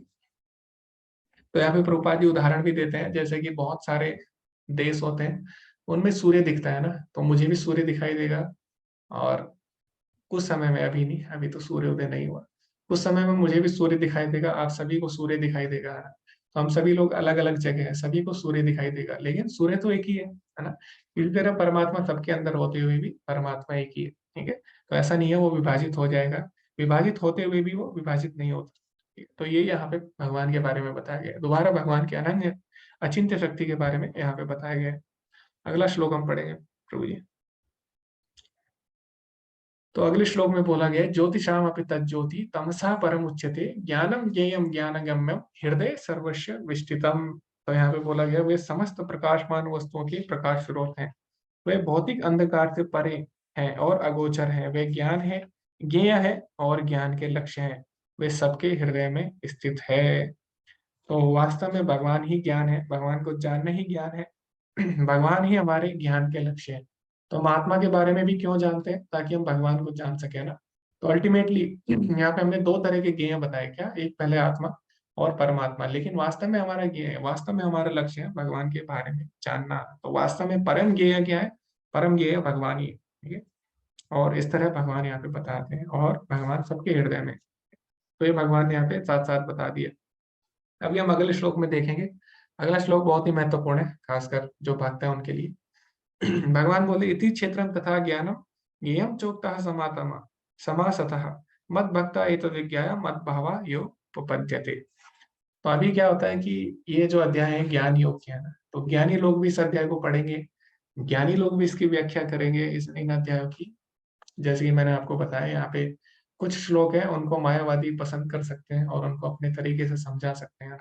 तो मायावादी भी ये श्लोक पढ़ सकते हैं और आपको समझा सकते हैं, लेकिन भगवान बोल रहे हैं वो कभी भी मुझे नहीं समझ पाएंगे। मायावादी या जो ज्ञानी है वो नहीं समझ पाएंगे मुझे। क्यों? भगवान ने बोल दिया, इदम इति क्षेत्रम तथा ज्ञानम, ये जो क्षेत्र है, क्षेत्र का ज्ञान और ये जो सारी वस्तुएं मैंने बताई तुमको, मत भक्ता है तो विज्ञाया, केवल मेरे भक्त ही इसे समझ सकते हैं। तो ज्ञानी भले ही इस चैप्टर को पढ़े, आपको बताए है ना, मायावादी एक्सप्लेनेशन दे, निराकारवाद के बारे में बताए, क्योंकि इसमें श्लोक कुछ ऐसे हैं जिससे आप निराकारवाद को अच्छे से समझा सकते हो। लेकिन भगवान बोले नहीं, केवल मेरे भक्त ही इस ज्ञान और ज्ञेय को समझ सकते हैं, ठीक है। तो केवल भक्ति ही आपको इसको अच्छे से बता सकते हैं, इसीलिए हमें भक्तों की टीकाएं पढ़नी चाहिए, क्योंकि भक्त ही इस अध्याय को अच्छे से समझ सकते हैं। जो मायावादी होंगे वो इसको गलत गलत तरीके से इंटरप्रेट करेंगे, है ना। तो भगवान ने स्वयं आपको हिंट दे दिया कि आपको इस अध्याय में कुछ ऐसे चर्चा हुई है कि ज्ञानी भी उसको समझा सकते हैं, लेकिन हमें ज्ञानियों से नहीं समझना, हमें केवल भक्तों से समझना है, ठीक है, क्योंकि भक्ति इसको अच्छे से समझा सकते हैं। तो ये भी बात हमें इसमें जाननी आवश्यक है। आगे हम बढ़ते हैं। तो अभी हम 4 चीजों के बारे में जान चुके हैं। सबसे पहला क्या है? सबसे पहले भगवान ने बताया किसके बारे में? क्षेत्रज्ञ के बारे में, वो भी हमने जाना।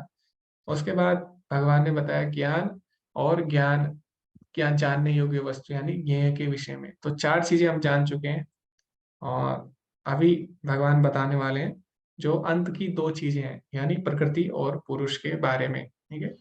तो 2 चीजें हो रहे हैं, उनके बारे में हम और जानेंगे। तो 4 हो चुकी है। तो अभी भगवान बताते हैं प्रकृति और पुरुष के बारे में। प्रकृतिम पुरुषम चैव विधि अनादि उभावति विकाराश्च गुणाश्च विधि प्रकृति संभवान। तो भगवान बोलते हैं प्रकृति और जीव अनादि है, उनके विकार तथा गुण प्रकृति जन्य है। तो भगवान बोलते हैं सबसे पहले तो हमें ये समझना होगा, प्रकृति और पुरुष के बारे में भी जानने वाले हैं। तो सबसे पहले भगवान बोले ये दोनों क्या है? शाश्वत है। तो सबसे पहली बात, ये दोनों शाश्वत है, इनको हमें शाश्वत समझना चाहिए। तो प्रकृति भी शाश्वत है, पुरुष भी शाश्वत है, ठीक है। तो सबसे पहले भगवान ही बताते हैं। अभी भगवान ने ये नहीं बताया प्रकृति क्या है, पुरुष क्या है। भगवान ने बोला बस तुम इतना समझ लो, अभी प्रकृति और पुरुष दोनों ही शाश्वत है। अभी आप बोल सकते हो प्रकृति कैसे शाश्वत है? हम तो देखते हैं भौतिक संसार नष्ट हो जाता है, कुछ समय बाद प्रलय होती है, लेकिन हमें जानना होगा नष्ट हो जाता है लेकिन फिर कुछ समय बाद दोबारा प्रकट हो जाता है, ठीक है। तो जो भौतिक जगत है ये भी भगवान की अपरा शक्ति है ना। तो भगवान की शक्ति कभी भी समाप्त नहीं होती, कुछ समय के लिए अप्रकट हो जाती है, दोबारा प्रकट हो जाती है। तो जब हम बोलते हैं जो संसार है टेम्पररी है, ऐसा भी बोलते हैं हमारा, प्रकृति टेम्पररी है, तो उसका मतलब क्या है? उसका मतलब ये नहीं है कि प्रकृति शाश्वत नहीं है। इसका मतलब ये है कि प्रकृति जिस रूप में आपको दिख रही है उस रूप में नहीं रहती है ना। जैसे मोबाइल है, अभी आपको मोबाइल दिख रहा होगा, लेकिन कुछ समय बाद क्या होगा, ये जब कचरा हो जाएगा तो इसका कुछ और बन जाएगा ना। तो अभी अपने उस रूप में नहीं रहेगा ना, ये क्या होगा, इसका सृजन होगा और विनाश होगा, लेकिन इसके जो तत्व है वो तो बने रहेंगे। इसका जो लोहा है फिर भी लोहा रहेगा ना, इसमें जो भी मटेरियल है वो सेम रहेगा ना। तो एक बनेगा और बिगड़ेगा। तो जब हम बोलते हैं भौतिक प्रकृति शाश्वत नहीं है, इसका मतलब ये इसका रूप बदलता रहता है, ठीक है, लेकिन ये हमेशा बनी रहती है, शाश्वत है, लेकिन इसका सृजन और विनाश बार बार होता रहता है। जैसे मान लीजिए किसी के बाल है ना, बाल से हम समझा सकते हैं, अभी मेरे तो नहीं है, लेकिन जिसके के बाल हैं, अगर हम बाल बनाते हैं, बाल अच्छे तरीके से बनाते हैं और बालों को हम खराब कर देते हैं ना, तो लेकिन बाल तो है हमारे, है ना। इसी तरह प्रकृति हमेशा रहती है, तो कभी क्या होती है, इसका सृजन हो जाता है, अच्छी हो जाती है, और कभी ये नष्ट हो जाती है ना। तो प्रकृति और पुरुष दोनों ही शाश्वत हैं ना? ये बात भगवान पहले हमें समझाना चाहते हैं। अभी भगवान अगले श्लोक में बताएंगे कि वास्तव में प्रकृति और पुरुष क्या है, वो अगले श्लोक में भगवान बताते हैं। तो पहले श्लोक में भगवान ने बताया दोनों शाश्वत हैं। अगले श्लोक में भगवान उनकी परिभाषा देते हैं। तो प्रकृति क्या है, ये मैंने आपको पिछले पार्ट में भी समझा दिया था ऑलरेडी। तो यहाँ पे भगवान बोलते हैं कार्य कारण कृतित्व हेतु प्रकृति रुच्यते, कि प्रकृति क्या है, जो भी कार्य और कारण है। तो हर चीजें क्यों होती है, कार्य और कारण, हर चीज के पीछे कोई ना कोई कारण होता है, हर कार्य के पीछे कोई ना कोई कारण होता है ना। तो जैसे कि हम देखते हैं, हम संसार में जो भी कार्य कर रहे हैं सबके पीछे कोई ना कोई कारण होता है ना। जैसे मैं कुर्सी पे बैठा हूँ, क्यों बैठा हूँ, उसका भी कारण होगा, है ना। मैं पढ़ाई करना चाहता हूँ, या हो सकता है मैं कुछ कार्य करना चाहता हूँ। मैं कॉलेज जा रहा हूँ, तो क्यों जा रहा हूँ, मैं पढ़ाई करने के लिए जा रहा हूँ। अगर मैं कुछ नहीं भी कर रहा हूँ तो उसका भी कारण है। अगर मैं सो रहा हूँ तो क्यों सो रहा हूँ, क्योंकि मुझे आराम चाहिए, है ना, मैं आलसी हूँ। तो कोई भी हम कार्य करते हैं या कोई कार्य नहीं भी कर रहे हैं, सबके पीछे कारण है। तो जो संसार होता है वो कॉज और इफेक्ट से चल रहा है ना। तो हर चीज के पीछे कोई ना कोई कारण है। लेकिन इस कार्य और कारण के पीछे जो कारण है वो क्या है, प्रकृति है। तो संसार में जो भी कॉज एंड इफेक्ट है, जो भी हो रहा है, जो भी हम कर रहे हैं और जो भी हम करना चाहते हैं, सबके पीछे क्या है, प्रकृति है, ठीक है। तो प्रकृति क्या है, सभी कार्य और कारण के पीछे जो कारण है वो प्रकृति है। यानी प्रकृति के गुणों से ही हम सारी चीजें कर रहे हैं, सारी चीजें कर पा रहे हैं। तो अभी हम आगे देखेंगे आने वाले अध्याय में कि प्रकृति के गुणों के अनुसार ही हम भोजन करते हैं, प्रकृति के गुणों के अनुसार ही हम यज्ञ करते हैं, दान करते हैं, तप करते हैं, कर्म करते हैं, ठीक है। तो जो भी चीजें हम प्रकृति के गुणों के अनुसार ही करते हैं। तो हमारे कार्य के पीछे जो कारण है वो है प्रकृति। तो ये भगवान ने बोल दिया प्रकृति की परिभाषा। अभी पुरुष क्या है, पुरुषा सुख दुखाना भोक्तृत्व हेतु रुच्यते, प्रकृति के गुणों के कारण, प्रकृति के गुणों के कारण जो सुख और दुख का भोग कर रहा है वो वास्तव में पुरुष है। तो प्रकृति के गुणों के कारण कार्य हो रहे हैं, है ना। और प्रकृति के गुणों के कारण जो इसका रिजल्ट जिसको मिल रहा है, जिसको सुख और दुख मिल रहा है, वो वास्तव में पुरुष है, ठीक है। तो ये भगवान ने पुरुष की परिभाषा दी। पुरुष क्या है, जो प्रकृति के गुणों गुणों का भोग कर रहा है वो पुरुष है ना। भोक्तृत्व हेतु रुच्यते। और प्रकृति क्या है, जो कि हमसे कार्य करवा रही है, और जो कार्य कर रहा है, सुख और दुख भोग रहा है, वो क्या है, वो पुरुष है, ठीक है। तो ये भगवान ने बता दिया प्रकृति और पुरुष के बारे में। आगे हम देखेंगे और विस्तार से कि ये जो पुरुष है जो भोग कर रहा है प्रकृति का, इसके साथ क्या होता है। तो भगवान बताते हैं पुरुषा प्रकृति स्तो ही भुंक्ते प्रकृति जान गुणा कारणम गुण संगोष्य सद असत योनि जन्मशु। यानी पुरुष क्या करता है, प्रकृति में रहकर, पुरुषा प्रकृति स्तो ही भोगते प्रकृति जान गुणा, प्रकृति के गुणों का भोग करना चाहता है। तो हम देखते हैं हर कोई प्रकृति के गुणों का भोग करना चाहता है ना। तो हमको लगता है कि जो संसार है भोग के लिए बना है ना। तो भले ही कोई कितना भी ज्ञानी हो जाए, लेकिन जब तक ये मेंटेलिटी रहेगी तो हम क्या करेंगे, प्रकृति का शोषण करेंगे। और अभी भी यही हो रहा है संसार में। हम देखते हैं इतनी एडवांसमेंट हो गई है, सब लोग इतना पढ़ लिख रहे हैं, हम बोलते हैं कि जो विज्ञान है वो बहुत ही तरक्की कर रहा है, हम ऐसा बोलते हैं। लेकिन ओवरऑल अगर आप देखें, प्रकृति का शोषण हो रहा है ना, कितना ज्यादा पोल्यूशन हो रहा है, हमारी नदियां खराब हो गई है, पेड़ कम हो रहे हैं, ग्लोबल वार्मिंग हो रही है, बीमारियां बढ़ रही है, और हमारी एवरेज जो लाइफ है मनुष्य की, वो भी कम हो रही है ना। तो एक तरह से हम क्या कर रहे हैं, प्रकृति का भोग कर रहे हैं ना। तो यही यही पुरुष यही पुरुष क्या करता है, प्रकृति में रहकर प्रकृति का भोग करना चाहता है। भगवान बोलते हैं पुरुष प्रकृति का भोग करना चाहता है। और इसी कारण कारणम गुण संगोस्य सद असत योनि जन्मसु, इसी कारण उसे सद यानी उच्च योनि में और निम्न योनि में जन्म मिलता है। तो जो सतोगुण में होगा वो उच्च योनि में जाएगा, हमने चर्चा कर ली है पिछले अध्याय में। और जो रजोगुण में होगा या तमोगुण में होगा वो निम्न योनि में जाएगा, ठीक है।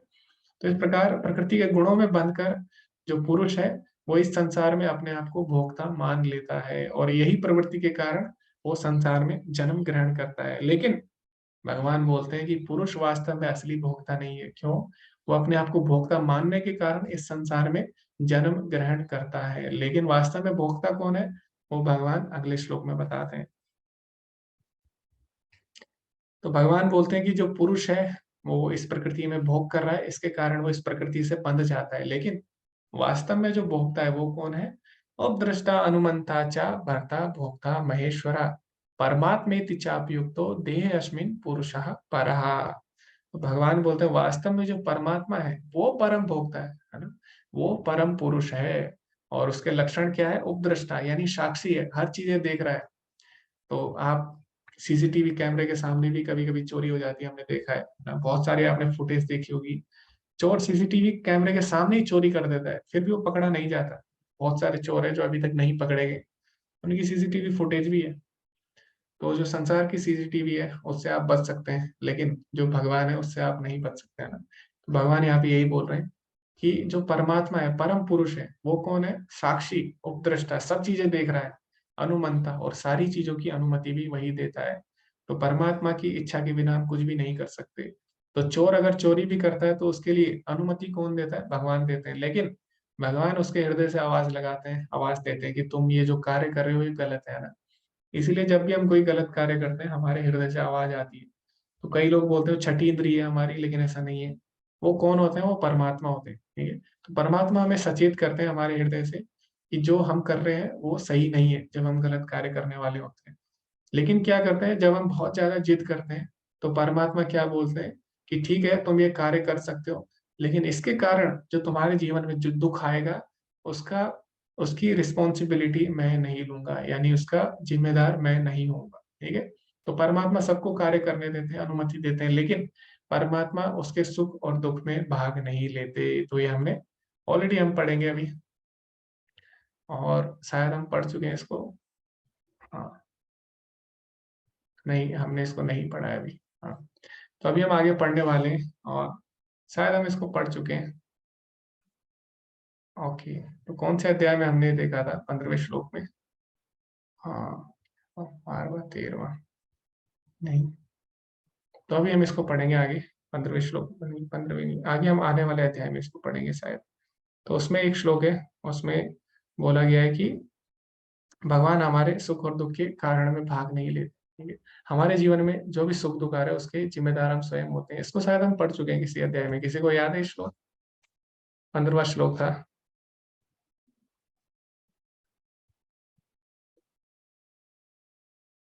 ओके, शायद 5वें अध्याय का 15वां श्लोक है। अज्ञानेन आवृतम ज्ञानम तेन मुह्यन्ति जन्तवः। हाँ, 5वें अध्याय का शायद 15 श्लोक है कि नादते कश्चित् पापम न चैव सुकृतम विभु अज्ञानेनामृतम ज्ञानम तेन मुह्यन्ति जन्तवः, कि भगवान किसी के पाप और पुण्य में भाग नहीं लेते, अज्ञानता के कारण हमें ऐसा प्रतीत होता है। तो 5वें अध्याय का 15वें श्लोक में भगवान ये बात बोल चुके हैं, ठीक है। तो भगवान हमें अनुमति देते हैं, लेकिन साथ ही साथ एक कंडीशन लगाते हैं कि मैं इसके सुख और दुख में भाग नहीं लूँ, ठीक है। तो जीव की स्वतंत्र इच्छा के कारण वो गलत कार्य करता है, तो भगवान उसको सैंक्शन भी करते हैं। क्यों? क्योंकि भगवान ने उसको सूक्ष्म इच्छा दी है ना। तो भगवान क्या है? उपद्रष्टा है, सब चीज देखते हैं, और सब चीज की अनुमति देने वाले भी भगवान ही है। तो भगवान की अनुमति के बिना कोई कार्य नहीं होता। और भगवान क्या है? भर्ता भोक्ता महेश्वरा। भगवान सबके पालन करता है, और भगवान ही परम भोक्ता है, और भगवान ही महेश्वर यानी सभी के नियंत्रक है। तो ये चीजें भगवान 5वें अध्याय के 29वें श्लोक में भी बता चुके हैं। भोक्ताराम यज्ञ तपसा सर्वलोक महेश्वरम। और भगवान यहाँ पे यही बोलना चाह रहे हैं कि जो परम पुरुष है वो मैं हूँ, परम भोक्ता मैं हूँ, लेकिन आत्मा अपने आप को भोक्ता मान रही है, इसी के कारण वो संसार में बंधी है, लेकिन वास्तव में परम भोक्ता मैं हूँ, ठीक है। तो पुरुष भी दो है, एक आत्मा है जो कि अपने आप को पुरुष मान रही है, भोग कर रही है प्रकृति का, लेकिन वास्तव में परम पुरुष कौन है? परम पुरुष भगवान है। देह अस्मिन् पुरुषा परा, जो कि हमारी देह में परम पुरुष यानी परमात्मा के रूप में रहती है, ठीक है। पुरुष भी दो है, ये भगवान ने बता दिया। तो इस तरह हमने देखा प्रकृति और पुरुष के बारे में। तो 6 चीजों के बारे में अभी हम चर्चा कर चुके हैं ऑलरेडी। तो अभी यहाँ तक किसी को डाउट है तो आप पूछ सकते हैं। इससे आगे हम देखेंगे कि भगवान के बारे में कैसे समझ सकते हैं, वो भी भगवान बताते हैं। तो लेकिन उससे पहले यहाँ तक किसी को डाउट है तो आप पूछ सकते हैं। 6 चीजें जो अभी बताई है इसमें से किसी में अगर किसी को डाउट है। जी, हरे कृष्णा गौरव प्रभु जी। हरे कृष्ण प्रभु जी। प्रभु जी, जैसे हमने देखा कि प्रकृति और पुरुष यानी सोल दोनों ही शाश्वत हैं, तो फिर अशाश्वत क्या है? किस चीज को हम कह सकते हैं कि वो अशाश्वत है? जी प्रभु जी, तो जो प्रकृति का स्वरूप है वो अशाश्वत है प्रभु जी। जैसे कि मैंने आपको बताया कि भगवान बोलते हैं ये जो संसार है दुखालयम अशाश्वतम, यानी ये संसार अशाश्वत है ना। लेकिन यहाँ पे भगवान बोले विधि अनादि, यानी इसका कोई आदि नहीं है। तो इसका कोई आदि और अंत नहीं है, क्योंकि जिसका आदि नहीं होता उसका अंत भी नहीं होगा। जैसे आत्मा है उसका कोई आदि नहीं है, इसीलिए उसका कोई अंत नहीं है। तो प्रकृति हमेशा रहती है, लेकिन जब हम अशाश्वत बोलते हैं इसका मतलब जिस रूप में हम देख रहे हैं उस रूप में नहीं रहती, है ना। जैसे कि मान लीजिए अभी मकान है, यहाँ पे बिल्डिंग है, तो कुछ समय तक ये बिल्डिंग रहेगी, फिर बाद में क्या होगा, ये बिल्डिंग टूट जाएगी, फिर यहाँ पे उसी मटेरियल से दूसरी बिल्डिंग बन जाएगी। प्रकृति तो है अभी भी, है ना, अभी भी सब ईंट है, पत्थर है, लेकिन अभी ये उस रूप में नहीं रहेगा, ये बदलता रहेगा इसका स्वरूप, है ना। तो इसीलिए हम इसको अशाश्वत, इसका स्वरूप अशाश्वत है, लेकिन ये हमेशा रहती है। जैसे मैंने आपको बालों का उदाहरण दिया था, और बाल जब हम बनाते हैं तो अच्छे हो जाते हैं, फिर कुछ समय बाद वो बिखर जाते हैं, तो बाल तो रहते ही है ना। तो इसी प्रकार प्रकृति का जो रूप है, स्वरूप है, जिस रूप में हम इसको देख रहे हैं वो अशाश्वत है, लेकिन हमारा जो स्वरूप है, जो हमारा स्वरूप है, हमारा आध्यात्मिक स्वरूप है, भगवान का जो स्वरूप है वो शाश्वत रहता है, वो कभी भी नहीं बदलता। ठीक है। और इसी तरह जो भगवान की शक्ति है वो भी शाश्वत है, यानी प्रकृति भी शाश्वत है, लेकिन उसका जो स्वरूप हमें दिख रहा है वो अशाश्वत है। अभी हमें हो सकता है जो मकान है ये हमें ऐसा दिख रहा हो, लेकिन कुछ समय बाद ये तोड़ के इसको दूसरे डिजाइन का हम बना सकते हैं। आपने देखा भी होगा, कई लोग अपना घर चेंज कर लेते हैं, उसका डिजाइन, है ना। तो उसका जो डिजाइन है वो टेम्पररी होता है, लेकिन ईंट पत्थर तो अभी भी है। प्रकृति हमेशा रहती है, तो बनती रहती है, बिगड़ती रहती है, लेकिन प्रकृति हमेशा रहती है, उसका जो स्वरूप है वो अशाश्वत होता है। ठीक है जी प्रभु जी। बिल्कुल। जी जी जी जी, धन्यवाद प्रभु जी। जी, लेकिन भौतिक जगत में ऐसा नहीं होता। जो हमारा भौतिक जगत का स्वरूप है वो कभी भी चेंज नहीं होता, वो हमारा एक जैसे रहता है। भगवान का जो रूप है वो भी चेंज नहीं होता, लेकिन भौतिक जगत में जो स्वरूप है, हमारी बॉडी भी अगर आप देख लो तो ये चेंज होती रहती है ना। बचपन में हम कुछ और दिखते हैं, अभी हम कुछ और है ना। तो हमारा जो भौतिक स्वरूप है ये चेंज होता रहता है, लेकिन ये जो तत्व है जिनसे मेरा शरीर बना है ये तो हमेशा रहेंगे। अभी इनसे मेरा शरीर बना है, ये नष्ट हो जाएगा, फिर इस तत्व से कुछ और बन जाएगा, कुछ पेड़ बन जाएगा, कुछ मिट्टी बन जाएगी। तो ये तत्व तो हमेशा रहेंगे, एलिमेंट, है ना। भगवान के जो ये है भूमि रपो नलो वायु, जिससे मेरा शरीर बना है, तो हमेशा रहेंगे, है ना। लेकिन ये चेंज होते रहेंगे, तो पहले बच्चे थे, अभी बड़े हो गए, लेकिन तत्व तो अभी भी है, भूमि रपो नलो वायु। तो इस तरह हम इसको समझ सकते हैं। हरे कृष्णा, रितेश प्रभु जी। हरे कृष्ण प्रभु जी, दंडवत प्रणाम। धन्यवाद। प्रभु जी, थोड़ा सा एक छोटा सा कंफ्यूजन आ रहा है। ये जी जी अभी हमने छह चीजें जो पढ़ी, उसमें क्षेत्रज्ञ और पुरुष, ये प्रभु जी मुझे थोड़ा सा कंफ्यूज कर रहा है। इसके लिए कि क्षेत्रज्ञ में भी हमने कहा कि भगवान परमात्मा है और आत्मा है जो क्षेत्र में है, और पुरुष में भी हम कह रहे हैं कि आत्मा है और परम पुरुष है। जी तो प्रभु इस जी। दोनों को हम कैसे अलग करके देखें, थोड़ा कंफ्यूज हो रहा हूँ प्रभु जी। जी प्रभु जी, तो जी आपने बिल्कुल सही बोला। और ना क्षेत्र क्षेत्रज्ञ प्रकृति पुरुष में, बल्कि जब हमने ज्ञान की बात की और ज्ञेय यानी ज्ञान के लक्ष्य, उसमें भी दो चीजें थी। ठीक है, तो ये दो चीजें सब में है, और यही भगवान बताना चाह रहे हैं, है ना, कि परमात्मा और आत्मा अलग है।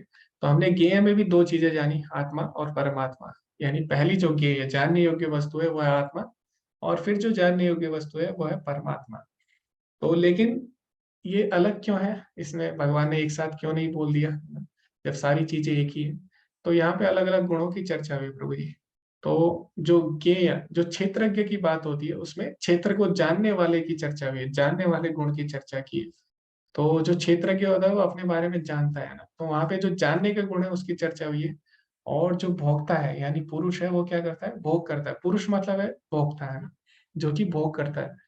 तो वहां पे किस गुण की चर्चा हुई है, भोग करने के गुण की चर्चा हुई है। तो दोनों एक ही है, आत्मा हर जगह वहां पे भी है, पुरुष में भी है, और आत्मा इधर भी है क्षेत्रज्ञ वाले में, और जो परमात्मा है वो इधर भी है उधर भी है, लेकिन दोनों जगह गुण अलग है उसके।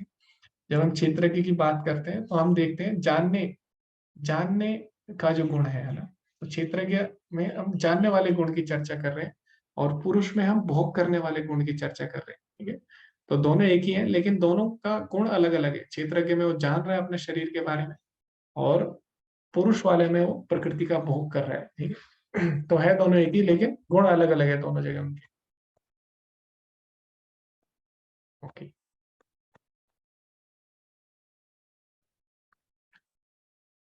तो वास्तव में भगवान हमें बताना चाह रहे हैं कि भगवान ही सब कुछ है। अल्टीमेटली भगवान ही सब कुछ है, भगवान ही परम क्षेत्रज्ञ है, भगवान ही परम ज्ञेय है, और भगवान ही परम पुरुष है। तो अल्टीमेट कंक्लूजन यही है सबका।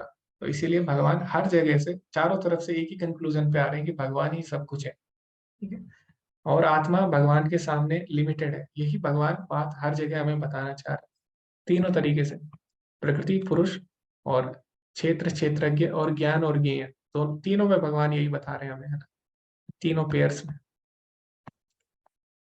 ओके, कोई और कुछ पूछना चाहते हैं आप? हैंड रेज कर सकते हैं। ओके, तो आगे हम बढ़ते हैं फिर। अभी हम जान चुके हैं बेसिक चीज। जी हरे कृष्णा, पुष्कर प्रभु जी।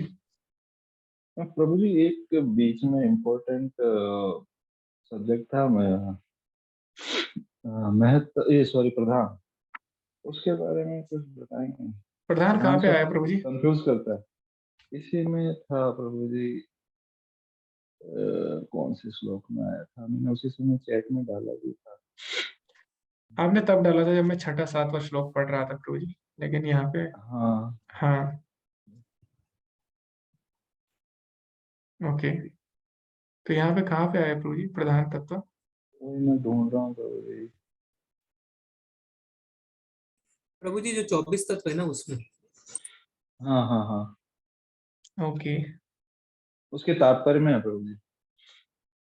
ओके, तात्पर्य में प्रभुपाद जी लिख रहे हैं। हाँ हाँ, जी जी जी। तो यहाँ पे जो अव्यक्त अवस्था रहती है जिसमें तीन गुण निष्क्रिय अवस्था में रहते हैं यानी क्रियाशील नहीं रहते, तो क्या होता है जब भगवान तीन काल रूप में क्या करते हैं, काल रूप में भगवान जब तीन गुणों को सक्रिय करते हैं ना, तो तीन गुण जब सक्रिय होते हैं प्रकृति का निर्माण होता है तो तीन गुण सक्रिय हो जाते हैं, ठीक है। लेकिन उससे पहले भी तीन गुण रहते हैं ना, लेकिन वो निष्क्रिय अवस्था में रहते हैं यानी वो एक्टिव नहीं रहते। तो भगवान क्या करते हैं जब काल रूप में उसमें प्रवेश करते हैं तो तीन गुण एक्टिव हो जाते हैं ना, तो फिर वो प्रकृति तीन गुणों को जन्म देती है। लेकिन उससे पहले जो तीन गुण है वो निष्क्रिय अवस्था में जब रहते हैं, यानी वो रहते हैं तीन गुण लेकिन अभी वो एक्टिव नहीं हुए। तो जब तक तीन गुण एक्टिव नहीं होंगे तब तक सृष्टि नहीं होगी, है ना, क्योंकि सृष्टि चलती ही तीन गुणों से है। तो सृष्टि को चलाने के लिए क्या चाहिए? काल चाहिए, क्योंकि काल का कार्य क्या है? काल का कार्य है सभी चीजों को चेंज करना, है ना। भगवान बोलते भी है भगवत गीता में कि कालो हम, है ना, कालो अस्मि लोक क्षयकृत प्रवृत्तो। काल का कार्य क्या है? सभी चीजों को आरंभ करना और अंत में उनका नाश कर देना। प्रकृति को आरंभ भी काल करता है और प्रकृति का नाश भी काल कर देता है। तो जब काल उसमें मिल जाता है, जब प्रधान यानी तीन गुणों की जो अवस्था होती है तभी प्रकृति आरंभ होती है। तो तीन गुण जिस अवस्था में पहले रहते हैं उनको प्रधान कहा जाता है प्रभु जी, यानी निष्क्रिय अवस्था में रहते हैं।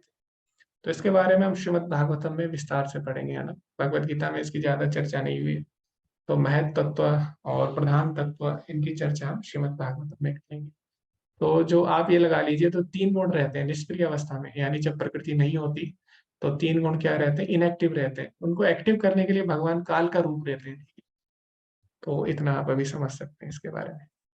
जी हरे कृष्णा गौरव प्रभु जी। नहीं प्रभु जी वो पहले का हैंडरेज है। जी जी जी, ओके। तो ये था प्रधान तत्व। ओके, तो अभी हम बेसिक जान चुके हैं जो 13वां अध्याय है उसके बारे में, लेकिन अभी हमारे पास थोड़ा समय है तो हम इसको आगे भी चर्चा करेंगे। आगे भगवान आखिर में क्या बोलना चाहते हैं आखिर समय इस अध्याय का। तो अभी भगवान ने क्षेत्र क्षेत्रज्ञ प्रकृति पुरुष ज्ञान और ज्ञेय के बारे में हमें बता दिया। आगे भगवान क्या बोलेंगे उसकी हम चर्चा करेंगे।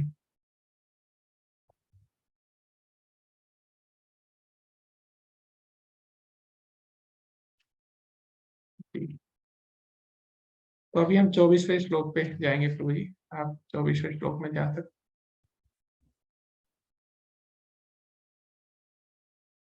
जी धन्यवाद। तो आगे भगवान बताते हैं कि अब ये चीजें कैसे समझ सकते हैं। ये 25वें श्लोक में हम जानेंगे। तो अभी हम भगवान के बारे में कैसे समझ सकते हैं? अभी हमने देखा कि हमारा अंतिम लक्ष्य भगवान ही है, भगवान ही सब कुछ है। भगवान ही वास्तव में परम पुरुष है। भगवान ही वास्तव में क्या है? परम क्षेत्रज्ञ है। और भगवान ही ज्ञेय परम ज्ञेय यानी ज्ञान के लक्ष्य है। तो ये हमने इससे सीखा अभी तक, है ना। तो अभी भगवान के बारे में हम कैसे जान सकते हैं, उसके लिए क्या क्या तरीके हैं, क्या क्या उपाय हैं भगवान को जानने के, वो भगवान इस श्लोक में बताते हैं। तो भगवान बोलते हैं ध्यानेनात्मनि पश्यन्ति केचिद आत्मनात्मना अन्य सांख्येन योगेन कर्म योगेन च परे। तो भगवान को समझने के लिए लोग अलग अलग प्रयास करते हैं। जो चीजें अभी हमने जानी कि भगवान ही सब कुछ है, उसको जानने की अलग अलग विधियां भी हैं। भगवान यहाँ पे बोल रहे हैं वो विधियां कौन सी है भगवान को जानने की?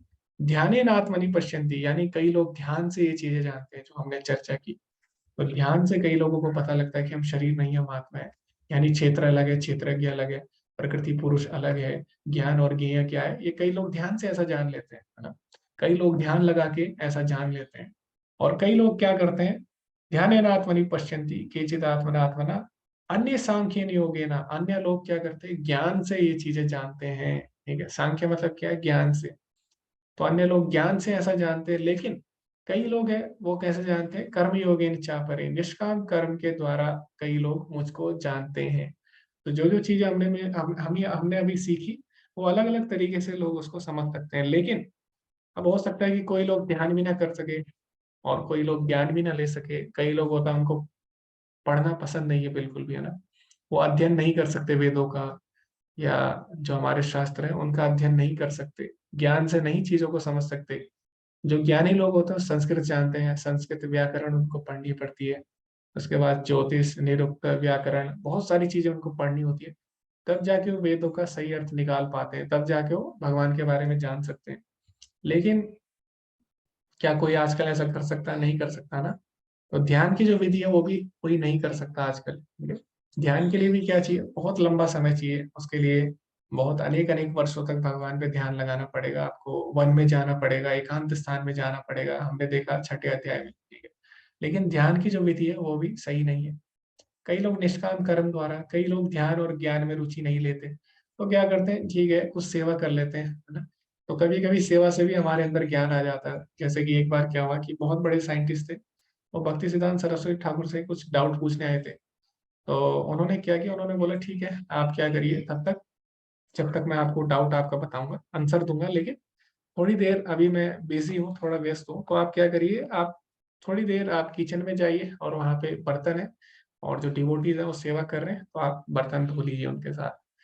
तो जो साइंटिस्ट होते हैं वो क्या करते हैं, बर्तन धोते हैं धोते हैं धोते हैं। कुछ समय बाद वो भक्ति सिद्धांत सरस्वती ठाकुर के पास आते हैं, तो भक्ति सिद्धांत सरस्वती ठाकुर उनसे पूछते हैं कि हाँ अब बताइए आपका क्या डाउट है। तो बोलते हैं मेरा कोई डाउट नहीं है, और जो भी मेरा डाउट था वो दूर हो चुका है। ठीक है, तो इस तरह हम देखते हैं कि कई बार जब हम कर्म योग करते हैं, यानी निष्काम कर्म योग भगवान के लिए जब हम करते हैं, तो क्या होता है, उससे भी हमारे संशय दूर हो जाते हैं, उससे भी हमारे अंदर आत्मज्ञान आ जाता है। तो अलग अलग तरीके हैं भगवान के बारे में जानने के। ठीक है, लेकिन कई लोग कुछ भी नहीं कर सकते, वो ना कर्म कर सकते हैं, उनके पास इतना समय नहीं है कि वो लोग जाके मंदिर में सेवा कर सकें या कोई भगवान के लिए कार्य कर सके। या कई लोग वेदों का अध्ययन भी नहीं कर सकते, कई लोग ध्यान भी नहीं कर सकते, है ना। आजकल के समय में कुछ नहीं कर सकते लोग, खासकर जो ऑफिस में जाते हैं, जो घर में रहते हैं, गृहस्थ लोग हैं, उनके लिए बहुत ही कठिन है ज्ञान, ध्यान और कर्म कर पाना भगवान के लिए। घर में वैसे कर सकते हैं छोटी छोटी सेवाएं, है ना, लेकिन उसके लिए भी तो पहले ज्ञान होना जरूरी है भगवान के बारे में ना। अगर हम घर में भगवान की भक्ति कर रहे हैं, भगवान की सेवा कर रहे हैं, उसके लिए भी ज्ञान होना जरूरी है। तो उसके लिए ज्ञान कैसे आएगा, फिर उसके लिए हम आत्मज्ञान कहाँ से लाएंगे, तो वो भगवान अगले श्लोक में बताते हैं। तो अगले श्लोक में भगवान बोलते हैं, अन्ये तो ये अजानन्ता श्रुत्वा नेव उपासते ये अपि चतितरन्ते व मृत्युम श्रुति परायणा।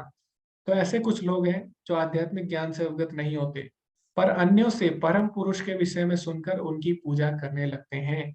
ये लोग भी प्रामाणिक गुरुओं से, प्रामाणिक पुरुषों से श्रवण करने की मनोवृत्ति होने के कारण जन्म तथा मृत्यु के पथ को पार कर जाते हैं। तो ये श्लोक किसके लिए? कलयुग के लोगों के लिए विशेषकर, क्योंकि कलयुग के लोगों के पास इतना समय नहीं है कि प्रकृति, पुरुष, क्षेत्र, क्षेत्रज्ञ और, है ना, इसके ज्ञान और ज्ञेय के विषय में समझ सके ध्यान द्वारा या ज्ञान द्वारा या कर्म द्वारा।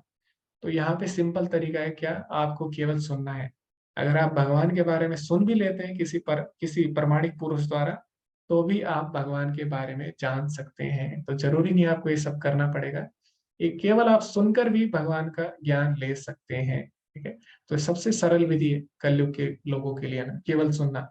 अगर आप किसी के पास जाओगे तो हर कोई यही बोलता है हमारे पास समय नहीं है, समय नहीं है। तो सिंपल हम एक चीज कर सकते हैं, हम केवल भगवान के बारे में सुन सकते हैं। और अगर आप नवदा भक्ति पढ़ेंगे, तो नवदा भक्ति यानी 9 प्रकार की जो भक्ति होती है भगवान की, उसमें सबसे पहली जो विधि है वो क्या है? श्रवणम, है ना, भगवान के बारे में सुनना। तो केवल सुनने से ही हम परम सिद्धि जीवन में प्राप्त कर सकते हैं। तो सुनने का इतना लाभ है। और जब हम हरे कृष्ण महामंत्र करते हैं, तो उसमें हम क्या कर रहे हैं? उसमें हम सुन ही तो रहे हैं ना मंत्र को, हम कुछ भी नहीं कर रहे हैं, ना हम ध्यान कर रहे हैं, ना हम ज्ञान ले रहे हैं, ना हम कर्म कर रहे हैं। केवल सुनने मात्र से क्या हो रहा है? हमारा हृदय शुद्ध हो रहा है, आत्म साक्षात्कार हो रहा है। तो सुनने की विधि बहुत ही ज्यादा श्रेष्ठ है। इसलिए भगवान ने क्या किया है? भगवान ने हमें 2 कान दिए हैं ना, और मुंह एक दिया है। क्यों दिया है? ताकि हम बोले कम और सुने ज्यादा। जब तक हम सुनेंगे अच्छे से नहीं, तब तक हम अच्छे से नहीं बोल सकेंगे। तो सुनना हमारी प्रायोरिटी है, ठीक है। इसीलिए भगवान ने हमें 2 कान दिए, ताकि हम अच्छे से सुने फिर हम बोले, है ना। तो यही हमारा आंदोलन भी है। यहाँ पे प्रभुपाद जी लिख रहे हैं, हमारा आंदोलन क्या है कि हरे कृष्ण महामंत्र को ध्यान से सुनना और भगवान की वाणी का प्रचार करना, सबको सुनाना, ठीक है। तो इसीलिए यहाँ पे भगवान बोलते हैं कि श्रुत्वा ने भी उपासते ते अपि चति तरन्ते वा मृत्युम श्रुति परायण। श्रुति परायण मतलब जिसकी सुनने में इच्छा रहती है, यानी सुनने के लिए जो आसक्त रहता है, तो वो व्यक्ति भी भगवान के बारे में जान सकते हैं। और ऐसे बहुत से उदाहरण हुए जिन्होंने क्या किया, केवल सुन के ही सिद्धि प्राप्त की, है ना। तो इसका जो बहुत ही फेमस उदाहरण है वो है परीक्षित महाराज। तो जब भगवान के जो भक्त हैं परीक्षित महाराज, जब उनको पता लगा कि उनके पास केवल 7 दिन है, अब 7 दिन में कोई और तरीका नहीं है कि भगवान को आप प्राप्त कर सके। 7 दिन में आप ध्यान लगा के भगवान को प्राप्त नहीं कर सकते। 7 दिन में आप वेद शास्त्र नहीं पढ़ सकते, है ना। 7 दिन में आप सांख्य योग से नहीं भगवान को प्राप्त कर सकते, या फिर 7 दिन में आप कर्म योग से नहीं भगवान को प्राप्त कर सकते। तो वहां पे उस समय कौन सी परिस्थिति है जिससे परीक्षित महाराज भगवान के बारे में जान सकते हैं, भगवान को प्राप्त कर सकते हैं? वो है केवल भगवान के बारे में सुनना। तो श्रवण मात्र से ही उन्होंने क्या किया, भगवान को प्राप्त कर लिया। 7 दिनों में कोई और विधि नहीं है जो आपको भगवान की प्राप्ति करा दे, ठीक है। तो इसीलिए जो श्रवणम की विधि है वो बहुत ही महत्वपूर्ण है, उस पर बहुत ही बल दिया गया सभी आचार्य द्वारा। और यहाँ पर भगवान ने भी अंत में बोल दिया कि केवल सुनने मात्र से ही तुम सारी सिद्धि प्राप्त कर सकते हो, ठीक है। तो और भी उदाहरण है जिन्होंने सुनकर ही भगवान की सिद्धि प्राप्त की। आप में से बता सकते हैं और कौन से उदाहरण है ये, जिन्होंने केवल सुन के ही जीवन की परम सिद्धि प्राप्त की? परीक्षित महाराज एक हो गया, और भी है लेकिन। जी हरे कृष्णा, तनुश्री माता जी। हरे कृष्ण। प्रभु जी मेरे वॉइस आ रहे हैं? जी जी माता जी, हरे कृष्ण। हाँ। प्रभु जी, जो हम स्लाइड में दिखाते हैं, जो कपिल देव से माता देवहूति सुन के उनके भी मुक्ति मिल गए थे, वो भी हो हाँ सकता है। जी जी माता जी। तो जो भगवान कपिल थे, उन्होंने भी अपनी माता को केवल सुनाया था ना। तो केवल सुनकर ही उनको जीवन सिद्धि प्राप्त हो गई थी, है ना, भगवत प्राप्ति हो गई थी। तो और भी उदाहरण है, देखते हैं। जी हरे कृष्णा, पुष्कर प्रभु जी। हरे कृष्णा प्रभु जी, नारद जी ने भी साधुओं की बातें सुन के और उपदेश खा के ज्ञान प्राप्त किया। जी प्रभु जी, नारद मुनि ने साधु से सुना, साधु संग किया, और उन्होंने और भी चीजें की, भक्तिमय सेवा की। जी उनका भी जीवन में श्रवण था। लेकिन केवल जिन्होंने केवल श्रवण करके ही भगवान की प्राप्ति की, उनकी हम चर्चा कर रहे थे। तो उसमें 2 उदाहरण मुख्य हैं। एक तो परीक्षित महाराज, उन्होंने केवल भगवान के बारे में सुना और कोई भी चीज नहीं की उन्होंने अलग। और इसी तरह जो देवहूति थी, जो भगवान कपिल की माता थी, उन्होंने भी केवल भगवान के बारे में सुना और उससे ही भगवान की प्राप्ति की। तो श्रवणम जो विधि है, उस पर भगवान ने बोला कि ये बिल्कुल ही सरल विधि है और केवल भगवान के बारे में सुन के ही हम भगवत प्राप्ति कर सकते हैं। जी हरे कृष्णा, पल्लवी माता जी। हरे कृष्णा प्रभु जी। सुखदेव गोस्वामी जी है, वो भी उसमें आते हैं कि पहले तो वो मतलब निराकारवादी थे, लेकिन फिर जब उन्होंने भाग गए जन्म लेते ही, तो उन्होंने जो सुना भगवान के बारे में, जो 2 श्लोक सुने, वो जो लकड़ी तोड़ रहे थे लोग, तो तुरंत वो फिर उन्होंने ये भागवतम का ज्ञान अपने पिताजी से लिया। जी जी जी जी माता जी, धन्यवाद जी। तो ये भी है माता जी। तो ये भी एक अच्छा उदाहरण है कि उन्होंने सुना। लेकिन इसकी चर्चा हम तब कर सकते हैं कि कब एक निराकारवादी भगवान के भक्त बन गए, उसमें हम इस उदाहरण की चर्चा कर सकते हैं। हाँ, लेकिन श्रवणम सभी में है। ऐसा नहीं है कि जैसे हम अर्जुन को देखें तो अर्जुन ने भी तो श्रवण किया ना भगवत गीता का। तो इस तरह अर्जुन भी इसका उदाहरण है। तो सभी भक्तों ने कहीं ना कहीं श्रवण किया ही है ना। तो गुरु शिष्य परंपरा किससे चलती है? श्रवण से ही चलती है। हम गुरु की बातें सुनते हैं, तो ऐसा भी होता है। लेकिन आजकल ऐसा नहीं है कि हमको सुन नहीं सकते चीजें और समझ नहीं सकते। तो कई लोग पढ़ लेते हैं, पुस्तकें पढ़ लेते हैं, लेकिन कई लोगों के पास समय नहीं है। तो हम सुन भी सकते हैं ना, भक्तों से सुन सकते हैं जिन्होंने उसको पढ़ लिया है। तो ऐसा हम कर सकते हैं। तो सुनना सबके लिए जरूरी है। और इसीलिए इस्कॉन के जितने भी मंदिर है, सब में भागवतम क्लास होती है। और सभी में भगवत गीता पढ़ाई जाती है। तो क्यों पढ़ाई जाती है? ताकि सभी लोग सुन सके, है ना, तो इसीलिए जरूरी है। ओके, तो श्रवण की विधि जरूरी है और केवल सुनने मात्र से ही भगवत प्राप्ति कर सकते हैं। और जैसे गोपियां भी है, वो भी गोपी गीत में बोलती है तब कथामृतम तप्त जीवनम, कि भगवान जो आपकी कथा है वो क्या है? ये जो संसार है कैसा है? तप्त जीवनम, यानी तप्त जीवन है, यानी हमारा जीवन बहुत ही व्याकुल है, बहुत ही पीड़ा है इसमें, तप्त जीवनम। लेकिन आपकी कथा कैसी है? तब कथा अमृतम, लेकिन आपकी कथा इस जीवन में अमृत की तरह है, ठीक है। तब कथा अमृतम तप्त जीवनम, ऐसा गोपियां बोलती है। और भगवान भी चैतन्य महाप्रभु भी इसमें बोलते हैं अपने शिष्टाष्टकम में, नाम नकारी बहुधारी सर्वशक्ति, इसकी भगवान के नाम में सारी शक्तियां हैं। तो हमें क्या करना चाहिए? उसको ध्यान से सुनना चाहिए। भगवान के नाम को जब हम जप करते हैं उसको भी हमें ध्यान से सुनना चाहिए। और इसी तरह बहुत सारे उदाहरण हैं जिसमें श्रवणम को प्रमुख बताया गया है, ठीक है। तो इसीलिए हमें क्या करना है? ध्यान से श्रवण करना है भगवान का, भगवान के नाम का, भगवान की शिक्षाओं का। तो अभी हम जाएंगे अंतिम श्लोक की तरफ, क्योंकि अभी बहुत समय हो चुका है। तो इसमें हम अंतिम श्लोक में जाएंगे प्रभु जी, 34वें श्लोक में।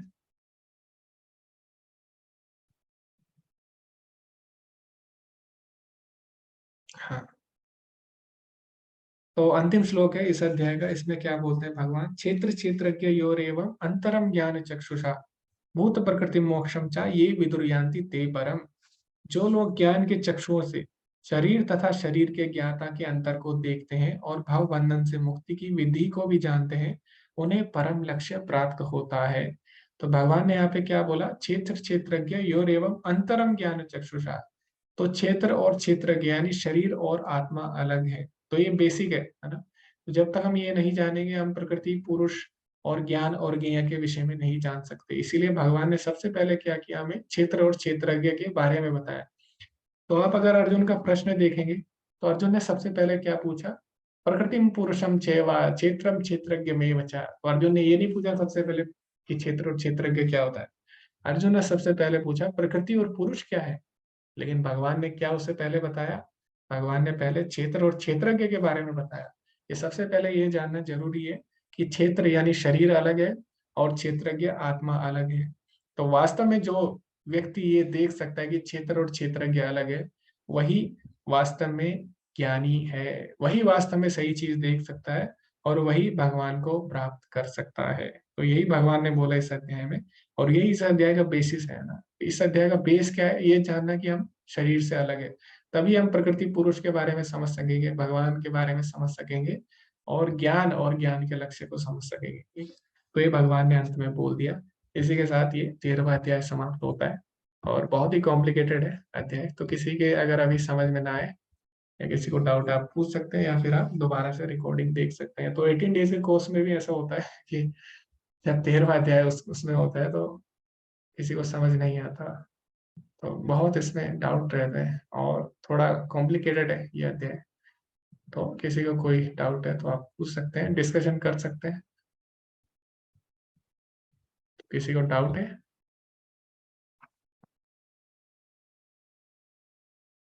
ओके, क्योंकि ये ज्ञान योग का अध्याय है ना, तो इसमें ज्ञान योग के तत्वों की ज्यादा चर्चा हुई है और हम लोग भक्ति योग की तरफ हैं, तो इसीलिए इस अध्याय में जो भक्त लोग हैं उसमें रुचि नहीं रखते ज्यादातर, इसीलिए अध्याय पे कम बल दिया जाता है। जय हरे कृष्णा। तनुश्री माता जी। हाँ प्रभु जी, यह 6 और 7 श्लोक का वहीं पर थोड़ा डाउट है। लिखा हुआ है कि ये पंच महाभूत अहंकार की स्थूल अभिव्यक्ति है जो अहंकार की मूल अवस्था के ही प्रदर्शित करते हैं, जैसे भौतिकवादी बोध या तमस बुद्धि कहा जाता है। और यह आगे प्रकृति के 3 गुण का अप्रकट अवस्था की सूचक है। तो तमस बुद्धि क्या है प्रभु? मीन्स अहंकार से कैसे ये? जी, तो ये एक्चुअली भागवतम अगर आप पढ़ेंगे तो उसमें बताया गया है कि किस तरह से तत्व आते हैं ना। उसमें बोला गया है सबसे पहले जो हमारा मन होता है, मन तत्व, उससे आकाश तत्व आता है, बुद्धि तत्व से मन तत्व आता है और मन तत्व से आकाश तत्व आता है, आकाश तत्व से ध्वनि तत्व आते हैं, ठीक है। तो उसकी यहाँ पे बात हो रही है माता जी। तो 3 गुणों से, उसमें अगर आपको विस्तार से पढ़ना है इसके बारे में, कौन किससे आता है, कौन से गुण से कौन से तत्व आते हैं, तो ये हम श्रीमद् भागवतम में पढ़ेंगे। उसमें भगवान ने बताया है कि कौन से तत्व से कौन से तत्व आते हैं, ठीक है। तो ऐसा नहीं है सारे तत्व एक साथ आते हैं जब प्रकृति होती है, तो पहले सबसे पहले 3 गुण आते हैं प्रकृति में, इन्हीं से सारे तत्व आते हैं, ठीक है। तो तमोगुण से कैसे फिर अहंकार तत्व आता है, अहंकार तत्व से कैसे बुद्धि तत्व आता है, बुद्धि से मन, उससे आकाश तत्व, ये इसकी पूरी सीरीज हमारे, ठीक है। हाँ प्रभु, ये बहुत कॉम्प्लिकेटेड है और हम्म। इसको समझने के लिए बहुत ज्ञान चाहिए और बहुत नहीं, टाइम भी चाहिए लग रहा है। लेकिन हमें इतना जानने की जरूरत नहीं है इस हाँ लेवल पे अभी, क्योंकि हमें हाँ ये समझना है कि हम, हमारा जो शरीर है वो 24 तत्वों से बना है, अभी बस हमें इतना हमें जानना है, हाँ। अभी इतना काफी है। अभी कौन और सा तत्व पहले आया, कौन सा तत्व बाद में आया, ये जानना अभी इम्पोर्टेंट नहीं है ये हमारे उलझ जाएंगे, अभी इतना ज्ञान नहीं हुआ लिए। है इतना लेने के उसको लिए जान के, फिर। हाँ, उसको जान के अभी कोई लाभ भी नहीं है माता जी, कौन सा तत्व पहले आया, कौन सा बाद में हाँ आया, किससे कौन सा तत्व आया, ये जानना भी इम्पोर्टेंट भी नहीं है हमारे लिए। हाँ। और ये जो लिखा हुआ है कि इच्छा द्वेष सुख दुख, ये सारे हम, ये 26 तत्व की प्रतिक्रिया हम समझ सकते हैं प्रभु। हाँ, ये उनकी प्रतिक्रिया है माता जी, जिससे वो संसार के साथ कांटेक्ट करते हैं। ओके, जी, ठीक है प्रभु, हरे कृष्ण। हरे कृष्ण। तो प्रकृति के साथ जो क्षेत्र है हमारा, यानी बॉडी है, किस तरह से वो रिएक्ट करती है, उसके साथ किस तरह से जुड़ती है, किस तरह से प्रतिक्रिया देती है, तो वो है। जी, हरे कृष्ण पल्लवी माता जी। हरे कृष्ण प्रभु जी। जैसे फर्स्ट यूनिट में भगवान ने बताया कि आत्मा और शरीर का अंतर बताया, फिर हम्म। सेकंड यूनिट में प्रभु जी, फर्स्ट यूनिट में ही जैसे ज्ञान योगी, ध्यान योगी, इनके बारे में बताया, जो ब्रह्म ज्योति में विलीन होना चाहते हैं, जो परमात्मा के ऊपर ध्यान लगाते हैं और परमात्मा में विलीन होना चाहते और मुक्ति चाहते। और फिर बाद में सेकंड यूनिट में भगवान ये भी बोल रहे हैं कि ज्ञान योग, ध्यान योग से बेटर, अच्छा है कि भक्ति योग, जो भगवान के श्याम सुंदर रूप पर मतलब प्रेम करना या फिर भक्ति करना। और जी फिर जी। से ये 13 चैप्टर में फिर से परमात्मा के ऊपर ही सब कुछ आ रहा है प्रभु जी। तो नहीं, तो ये आगे भगवान ने बोल दिया माता जी कि अभी बीच में हमने देखा ज्ञान योग में भगवान ने बोला था, तो भले ही भगवान ज्ञान योग दे रहे हैं यहाँ पे, क्योंकि ज्ञान योगी जो होते हैं, ध्यान योगी, ये मैक्सिमम परमात्मा में ही ध्यान लगाते हैं ना। तो इसीलिए भगवान बोले अगर कोई परमात्मा वादी है तो उसको भी ये जानना होगा क्या, कि ज्ञान योग क्या है वास्तव में, है ना। मयि च अनन्य योगेन भक्ति रवे विचारणी, है भगवान ने साफ साफ बोल दिया, ज्ञान योग के बीच में ही भगवान ने ज्ञान के लक्षण में ही ये बोल दिया कि ज्ञान वास्तव में क्या है, भगवान की भक्ति करना, ठीक है। भगवान ने ज्ञान योगी को भी क्या बोल दिया एक तरह से, कि ज्ञान योग भक्ति के बिना अधूरा है, ये भगवान ने बोल दिया साफ साफ। अगर आप ज्ञान के लक्षणों में देखें तो उसमें भगवान ने साफ साफ बोल दिया है ना, कि मई च अनन्य योगे भक्ति अव्यभिचारिणी, यानी जो ज्ञानी होगा वो अनन्य भाव से मेरी भक्ति करेगा, ठीक है। तो भगवान क्या कर रहे हैं, उनको धीरे धीरे ज्ञान योगी, ध्यान योगी को भक्ति योग में लाना चाह रहे हैं, इसीलिए भगवान ऐसा कर रहे हैं, ठीक है माता जी। जी प्रभु, हरे कृष्ण। और भगवान ने एक बार बीच में भी बोला था कि ये तत् क्षेत्रम तथा ज्ञानम, है ना, ये जो ये क्षेत्र और क्षेत्र का क्या ज्ञान है, मत भक्ता ए तद विज्ञाया, केवल मेरे भक्त ही इसको समझ सकते हैं, ठीक है। तो भले ही चैप्टर ज्ञान योग है, या भले ही भगवान परमात्मावाद की यहाँ पे बात कर रहे हैं, लेकिन भगवान बल हमेशा भक्ति पे ही देते हैं, भगवत गीता में भक्ति पे ही भगवान ने जोर दिया है ना। तो यहाँ पे भी भगवान ने बोला कि केवल मेरा भक्त ही इस चीज को समझ सकता है और दूसरों को बता सकता है। तो चाहे कोई भी चैप्टर हो, कोई भी यूनिट हो, लेकिन भगवान भक्ति पे ही बल दे रहे हैं हमेशा, ठीक है, ये चीज हमें देखनी होगी। जी, हरे कृष्णा सनत प्रभु जी। हरे कृष्णा प्रभु जी। जी प्रभु जी, हरे कृष्ण। ये ब्राह्मण और ब्राह्मण बोध क्या है प्रभु जी? क्या प्रभु जी, ब्राह्मण और ब्राह्मण बोध? जी जी जी। जी, धन्यवाद प्रभु जी। तो ब्राह्मण मतलब होता है भगवान की जो अनुभूति है उसकी प्रारंभिक अवस्था होती है, उसको ब्रह्म अवस्था कहते हैं, है ना। जैसे कि निराकार जो ब्रह्म है, जब हम भगवान की निराकार रूप में अनुभूति करते हैं उसको ब्राह्मण अवस्था कहते हैं। और जैसे कि हमने देखा कि कई लोग हैं, उनसे आप पूछे कि भगवान के बारे में, क्या आप भगवान में विश्वास करते हो, वो बोलेंगे हाँ हम भगवान में विश्वास करते हैं। तो आप बोलेंगे भगवान कैसे है, तो वो बोलेंगे हमें नहीं पता। भगवान क्या करते हैं, हमें नहीं पता। भगवान का नाम क्या है, हमें नहीं पता, बस हमें ये पता है कि भगवान है ना? भगवान है, हमें ये नहीं पता उनका नाम क्या है, रूप क्या है, गुण क्या है, लीला क्या है, धाम क्या है, नहीं पता। लेकिन हमें पता है भगवान है। तो ये जो अवस्था होती है, पहली अवस्था, कि हमें पता है भगवान है, लेकिन उनका नाम गुण रूप लीला नहीं पता। इसको बोलते हैं ब्राह्मण अवस्था। ठीक है, भगवान का ब्राह्मण यानी निराकार रूप में बोध होना, तो इसको बोलते हैं ब्राह्मण अवस्था। ब्राह्मण अवस्था यानी भगवान की निराकार अवस्था, और ब्राह्मण बोध यानी उनके बारे में अनुभव करना। ठीक है? तो ब्रह्म इति परमात्मेति भगवान इति शब्द थे। तो भगवान के बोध की 3 अवस्था है। ब्राह्मण यानी ब्राह्मण रियलाइजेशन है, जिसमें हम निराकार ब्रह्म के बारे में जानते हैं। उसके बाद है परमात्मा के बारे में, यानी जब हम ध्यान करते हैं तो हम अपने हृदय में परमात्मा से कनेक्ट हो जाते हैं, उनके उनके साथ जुड़ जाते हैं परमात्मा रूप में। और जो उससे भी सबसे ऊपर अवस्था है भगवत बोध की, वो क्या है? भगवान के साक्षात रूप के बारे में, उनके नाम धाम गुण रूप लीला के बारे में जानना, है ना। तो ये होती है भगवान की अवस्था, भगवत बोध। तो ये 3 अवस्थाएं हैं, ब्राह्मण यानी निराकार अनुभूति, और परमात्मा अनुभूति, और उसके बाद साक्षात भगवत अनुभूति, भगवान के बारे में जानना। तो ये 3 अवस्थाएं प्रभु जी। ठीक है, और ब्राह्मण भगवान की निराकार अनुभूति को बोलते हैं, और उसका बोध हो जाने को ब्राह्मण बोध बोलते हैं। ओके, तो जैसे कि किसी को पूछो सरकार, आपको पता है सरकार क्या है? वो बोलेगा हाँ हमें पता है सरकार है। हमें नहीं पता। और आप बोलोगे सरकार में कौन मंत्री है? वो बोलेगा नहीं पता हमें। तो वो मंत्री का नाम क्या है? सरकार में जो मंत्री है वो बोलेगा नहीं पता हमें। तो इस तरह से उसे सरकार तो पता है, हाँ है, हमारे देश में सरकार है, लेकिन कौन सी सरकार है उसे नहीं पता है ना। तो किसी को नहीं पता तो क्या है? ब्रह्म रियलाइजेशन। उसको पता है चीजें हैं, लेकिन उसको चीजों के बारे में नहीं पता।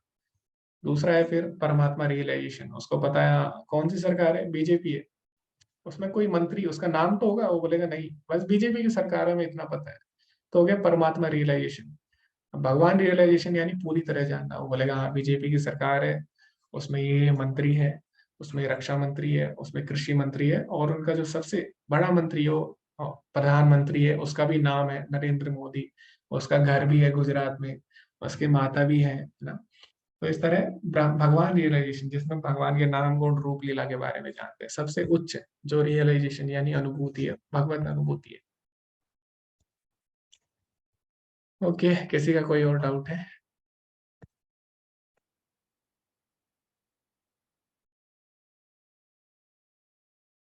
ओके जी, हरे कृष्णा पल्लवी माता जी। प्रभु जी डाउट नहीं, लेकिन बहुत बहुत धन्यवाद प्रभु जी, आपने फिर से 13 चैप्टर आपने करवा दिया। जी बहुत माता जी, बहुत मैंने धन्यवाद प्रयास प्रभु प्रयास जी। किया, पर पता नहीं माता जी समझ में आया कि नहीं। प्रभु जी बहुत अच्छा मैंने समझ प्रयास में किया। आया, बहुत सारे डाउट्स थे वो भी क्लियर हो गए प्रभु जी। जी अभी धन्यवाद भी प्रभु अगर किसी को लगता है, जी माता जी धन्यवाद, अभी भी किसी को लगता है कि समझ नहीं आया, तो आप दोबारा देख सकते हैं, आप चर्चा कर सकते हैं इसके बारे में। जब तक हम पढ़ेंगे नहीं इसको बार बार, तब तक समझ में नहीं आएगा, क्योंकि 13वां अध्याय थोड़ा कॉम्प्लिकेटेड है। जी हरे कृष्णा वर्षा माता जी। हरे कृष्ण प्रभु जी धन्यवाद। आज का सेशन बहुत ही अच्छा रहा, आपने बहुत अच्छे से धन्यवाद समझा। प्रभु जी बस एक थोड़ा सा तात्पर्य में श्लोक नंबर 5 में अ, अन्य में, प्राण में, ज्ञान में, विज्ञान में कोशों के बारे में बताया गया है। शॉर्ट में जी अगर जी आप जी बता दें तो बहुत अच्छा रहेगा। जी माता जी, तो ये हमारी चेतना के अलग अलग स्तर है। तो सबसे पहला जो स्तर है वो है अन्नमय। अन्नमय में क्या होता है कि हम केवल अन्न के रूप में ब्रह्म की अनुभूति कर पाते हैं, भगवान को समझ पाते हैं, कि हम मानते हैं कि भगवान अन्न के रूप में, यानी अन्न ही सब कुछ है। तो हम समझते हैं कि अन्न ही सब कुछ है। तो ये जो चेतना है, अन्न को ही सब कुछ मानना, तो ये क्या है? ये जानवरों में भी है। जानवर, कई लोग अन्न के लिए जीते हैं ना, खाने के लिए वो संघर्ष करते हैं। तो ये चेतना हमारी भी है, जानवरों की भी है। उसके बाद जब हमारी चेतना थोड़ी ऊपर उठती है तो हम प्राण में चेतना उसको बोलते हैं, यानी अपने जीवन की रक्षा करना, जीवन को ही सब कुछ मानना, जीवन को ही भगवान मानना है। तो ये हम में भी है, ये जानवरों में भी ये चेतना। तो अन्न में चेतना से ऊपर है, खाने से लेके ऊपर अब हम अपने प्राण के बारे में सोचते हैं, प्राण में चेतना में, यानी हम प्राण को ही ब्रह्म मानते हैं, प्राण को ही हम सब कुछ मानते हैं। ठीक है, तो आपने देखा होगा कुत्ता जो होता है, कुत्ते को अगर आप पत्थर दिखाओगे तो डर जाएगा, भाग जाएगा। या आपने देखा होगा जो हिरन होता है वो शेर को देख के भाग जाएगा, क्यों? क्योंकि उसके अंदर प्राण में चेतना है, उसको पता है कि प्राण इंपॉर्टेंट है, हमारी लाइफ इंपॉर्टेंट है ना। तो जब हमारी चेतना थोड़ी ऊपर उठती है तो उसको प्राण में चेतना बोलते हैं, यानी हम जिसमें जीवन के रूप में ब्रह्म की अनुभूति कर पाते हैं, हम समझ पाते हैं कि जीवन ही सब कुछ है। लेकिन ऐसा नहीं है, उससे ऊपर भी चेतना है। वो चेतना कौन सी है? वो है मनोमय चेतना। तो मनोमय चेतना में क्या होता है, हम अपने जो अनुभव है उनसे हम सीखते हैं, अपने जो एक्सपीरियंस है उससे हम कुछ नई चीजें सीख सकते हैं। ठीक है, तो जैसे कि आपने देखा होगा कि अगर एक किसी जानवर को आप रोटी दोगे, है ना, किसी भी, तो क्या करेगा, बार बार आपके पास आएगा, है ना। जैसे हम कुत्ते को रोटी देंगे तो बार बार आपके घर के पास आ जाएगा, या आप किसी कुत्ते को मारोगे तो अगले दिन आपसे दूर भागेगा ना। तो अपने एक्सपीरियंस से उसने सीख लिया चीजें, है। तो ये होती है मनोमय चेतना, यानी अपने अनुभव से सीखना। तो ये जितनी भी चेतनाएं हैं, तो ये सभी क्या है, शारीरिक चेतना है, शारीरिक स्तर पर है। ये जानवरों में भी है और मनुष्य में भी है। लेकिन जो दो चेतनाएं हैं इससे ऊपर, इसको ब्रह्म पुंज कहते हैं, जो 5 चेतनाएं हैं। लेकिन जो 2 चेतनाएं ऊपर की, वो कौन सी है, वह है विज्ञानमय चेतना और आनंदमय चेतना। ये केवल मनुष्य में पाई जाती है। तो विज्ञानमय चेतना में हम समझ सकते हैं, हम जिज्ञासा कर सकते हैं भगवान क्या है, लेकिन जानवर नहीं कर सकता। प्राण में, अन्नमय और मनोमय चेतना तीनों में रहती है। लेकिन इससे ऊपर जो चेतना है वो मनुष्य की चेतना होती है, उससे बोलते हैं विज्ञानमय चेतना, जिसमें हम क्वेश्चन करते हैं कि हमारे जीवन में दुख क्या आ रहा है, क्या खाना पीना सोना और इससे ऊपर भी कोई चीज है, क्या हम इसी के लिए बने हैं, या हम इससे भी ऊपर उठ सकते हैं। तो इस तरह के जब हमारे मन में जिज्ञासा आती है तो उसको बोलते हैं विज्ञानमय चेतना। ठीक है, हमारी चेतना थोड़ी जानवरों से ऊपर उठ चुकी है ना, अब हम क्वेरी कर रहे हैं, अब हम पूछ रहे हैं कि जीवन में दुख क्यों आ रहे हैं। तो जिसके अंदर ये चेतना है, विज्ञान में चेतना। लेकिन जब हम भगवान के बारे में क्वेरी करते हैं, उनके बारे में जान लेते हैं, उसके बाद जब हम भगवान को प्राप्त कर लेते हैं, यानी भगवान से जुड़ जाते हैं, भगवान की भक्ति करने लगते हैं अच्छे से, उसके बाद जो आनंद आता है वो सांसारिक आनंद से अलग होता है। उसके बाद जिस चेतना में हम होते हैं उसको बोलते हैं आनंदमय चेतना, यानी जिसमें हम भगवान से जुड़ चुके हैं, भगवान की भक्ति में लीन हो चुके हैं। तो उस चेतना को बोलते हैं आनंदमय चेतना, जिसमें हम परम आनंद की अनुभूति करते हैं। ठीक है, तो इस तरह मनुष्य की चेतना के अलग अलग स्तर है, जिसको ब्रह्म पुंज बोला गया है। ठीक है माता जी। जी प्रभु जी, धन्यवाद। प्रभु जी, आपने क्या बताया, ब्रह्म पुंज कहते हैं इन्हें? जी जी धन्यवाद प्रभु जी। जी जी, जो हमारे उपनिषद है उसमें इसको ब्रह्म पुंज कहा गया है। हाँ, ये प्रभुपाद जी ने बताया अपने तात्पर्य में, ऐसा नहीं है कि मैंने उपनिषद पढ़े। जी जी, धन्यवाद सभी का। अगर फिर भी कोई डाउट है तो आप पूछ सकते हैं अभी भी, और प्रयास पूरा था मेरा, लेकिन फिर भी हो सकता है किसी का डाउट, आप पूछ सकते हैं अभी भी। हरे कृष्णा, बनानी माता जी। हरे कृष्णा प्रभु जी, दंडवत प्रणाम। प्रभु जी, श्लोका 3 के तात्पर्य में लिखा है, ब्रह्म के 3 स्वरूप है। प्रकृति कर्म क्षेत्र के रूप में ब्रह्म है, तथा जीव भी ब्रह्म है जो भौतिक प्रकृति को अपने नियंत्रण में रखने का प्रयत्न करता है, और इन दोनों का नियामक भी ब्रह्म है। जी जी तो जी यहाँ जो प्रकृति कर्म क्षेत्र के रूप में ब्रह्म है, थोड़ा सा प्रभु जी इस पे। जी जी माता जी। तो ब्रह्म वास्तव में ऐसा नहीं है जैसे मायावादी बोलते हैं हर चीज ब्रह्म है। तो ब्रह्म के हर जगह अलग अलग मतलब है, यहाँ पे ये बताना चाह रहे हैं प्रभुपाद जी तात्पर्य में। तो जैसे हम देखें कि अभी जो, जब हमने ज्ञान की चर्चा की, तो ज्ञान में और फिर उसके बाद ज्ञान का लक्ष्य में भगवान बताते हैं कि ज्ञान के लक्ष्य में 2 चीजें, एक है आत्मा, एक है परमात्मा। तो कभी कभी आत्मा को भी ब्रह्म बोला जाता है, जैसे कि यहाँ पे भगवान ने बोला अनादि मत परम ब्रह्मा, कि एक जो ब्रह्म है वो मेरे अंडर है। भगवान अपने आप को तो नहीं बोल सकते कि मैं अपने अंडर हूँ। ठीक है, तो कभी कभी क्या होता है, आत्मा को भी ब्रह्म बोला जाता है। तो जो आत्मा है वो भगवान के अधीन है, भगवान के अंडर है। तो आत्मा भी कभी कभी, उसको भी हम ब्रह्म बोलते हैं। ब्रह्म का मतलब भगवान नहीं होता हर समय, ब्रह्म का मतलब होता है दिव्य। तो आत्मा भी दिव्य है, इसीलिए उसको भी ब्रह्म बोला गया।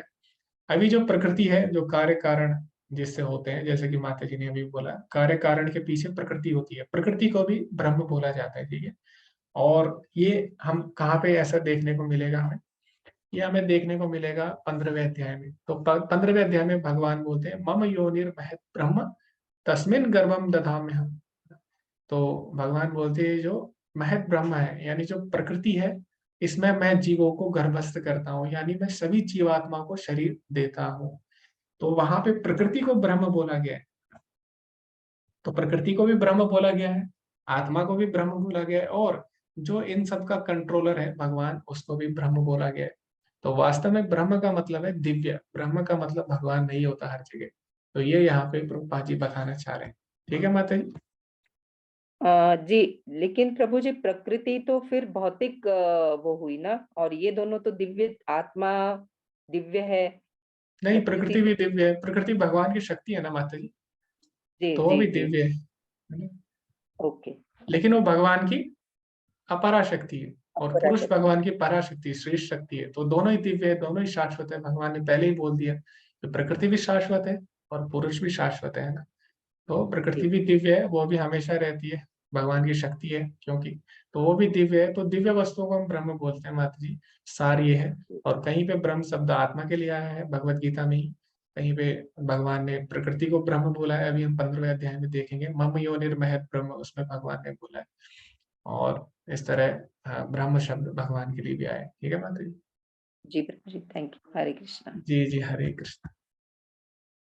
तो 8वें अध्याय के 3रे श्लोक में भगवान बोलते हैं, अक्षरम ब्रह्मा परमम। तो जो अक्षर है यानी जिसका क्षय नहीं होता कभी भी, उसको ब्रह्म बोला जाता है, यानी जो दिव्य है उसको ब्रह्म बोला जाता है। तो वो ब्रह्म की वास्तविक परिभाषा है ना। तो ब्रह्म कहाँ पे किसके लिए यूज हुआ है वो जानना जरूरी है, वो हमें आचार्यों से पता लगेगा। वरना मायावादी तो सभी चीजों को ब्रह्म बोलते हैं, तो वो भी सही नहीं है हम सबको ब्रह्म बोले। केवल दिव्य चीजों को हम ब्रह्म बोल सकते हैं। पंखे को हम ब्रह्म नहीं बोल सकते हैं, पंखे के जो तत्व है वो ब्रह्म हो सकते हैं, तो भगवान की शक्ति है उसमें। जी हरे कृष्ण। नीलम माता जी। हरे कृष्णा प्रभु जी, दंडवत प्रणाम। जी बहुत देर से राम माता अनम्यूट जी। नहीं कर पा रही थी मैं, पता नहीं आज बिल्कुल अनम्यूट नहीं कर पा रही थी, बहुत देर से मैं ट्राई कर रही थी। तो प्रभु जी, मेरा ये फिफ्थ जो श्लोक है जिसको हमने अभी छोड़ दिया, तो इसको थोड़ा सा आप थोड़ा सा इसको एक्सप्लेन करेंगे प्लीज। फिफ्थ श्लोक का क्या कहना चाहते हैं फिफ्थ श्लोक में? इसमें ये बोलना चाहते हैं कि जो भगवान हमें ज्ञान देना चाह रहे हैं, प्रकृति पुरुष क्षेत्र क्षेत्रज्ञ, ये जो हमारे वैदिक ब्रह्म सूत्र है उसमें भी है ये क्या पहले से ही। जी भगवान जैसे कि हम देखते हैं ना, भगवत गीता सारे जो उपनिषद है उसका सार है। तो यही बात भगवान बोले कि जो ये ज्ञान तुम्हें हमें देना चाहता हूँ, ये जो ऋषि है इसका अध्ययन कर चुके हैं ब्रह्म सूत्र में, और उन्होंने इसको इसी चीज को ब्रह्म सूत्र में भी समझाया है अच्छे से। बस भगवान इसकी इम्पोर्टेंस हमें बताना चाह रहे हैं बातें। अच्छा अच्छा, मतलब कार्य कारण का जो सिद्धांत हाँ जो आगे भी हमने पढ़ा उसी को ही यहाँ पर बताना चाह हाँ, रहे तो हैं। भगवान बोले और यही चीज ब्रह्म सूत्र में, वेदांत सूत्र में भी लिखी गई है जो मैं तुम्हें हाँ बताने वाला। जी, और इसी को लेके इन्होंने फिर ये ब्रह्मपुच्छ प्रतिष्ठा को इसमें बताया है इसी के जी साथ। जी जी, अच्छा इसी में वो है ब्रह्म कुंज वाला ना माता हाँ जी। हाँ हाँ हाँ, जी जी। इसी को ही विस्तार किया है। हम्म। तो जी यहाँ पे प्रभु प्रभुपाद जी ने लिखा है तैत्रीय उपनिषद में ब्रह्म कुंज के जी बारे में। जी, जी जी। इसमें जी थोड़ा माता जी। इसी को विस्तार किया है। ठीक है, और ये जो नीचे तो हाँ समझ में आ गया। ठीक है प्रभु जी, ये थोड़ा सा मेरे को नहीं समझ में आ रहा था कि ये क्यों कहा गया है ये हाँ, तो श्लोक। भगवान इसको बताना चाह रहे हैं कि जो ज्ञान भगवत गीता में, तो वास्तव में अगर आप भगवत गीता पढ़ लो तो आपको इतने उपनिषद या अलग अलग ऋषि मुनियों के जो भी रचनाएं हैं उनको पढ़ने की जरूरत नहीं है, क्योंकि जो भी उन्होंने बोला है वो मैं तुम्हें इसी भगवत गीता में ही बता रहा हूँ। ये भगवान यहाँ पे बोलना चाह रहे जी, हैं।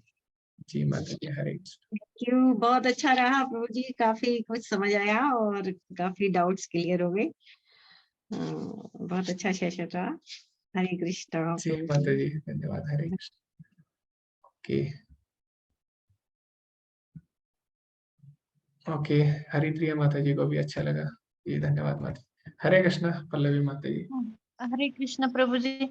आपने अभी जो बताया ना, जो चेतना के 5 स्तर, विज्ञान में, प्राण में, ज्ञान, हाँ हाँ प्रभु जी जी जी। उसमें आगे ये भी लाइन आए हैं कि भगवान स्वभाव से आनंदमय है, अपने दिव्य आनंद को भोगने के लिए वे विज्ञान में, प्राण में, ज्ञान में तथा अन्नमय रूप में विस्तार करते हैं। हाँ हाँ जी माता जी।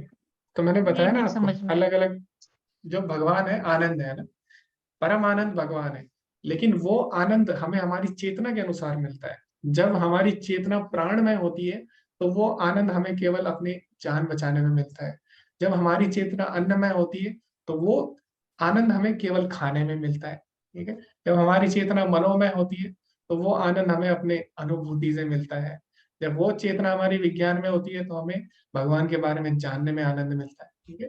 तो आनंद भगवान से ही आ रहा है, परम आनंद भगवान ही है। लेकिन उस आनंद की अनुभूति हमारी चेतना के अनुसार होती है। ठीक है माता जी?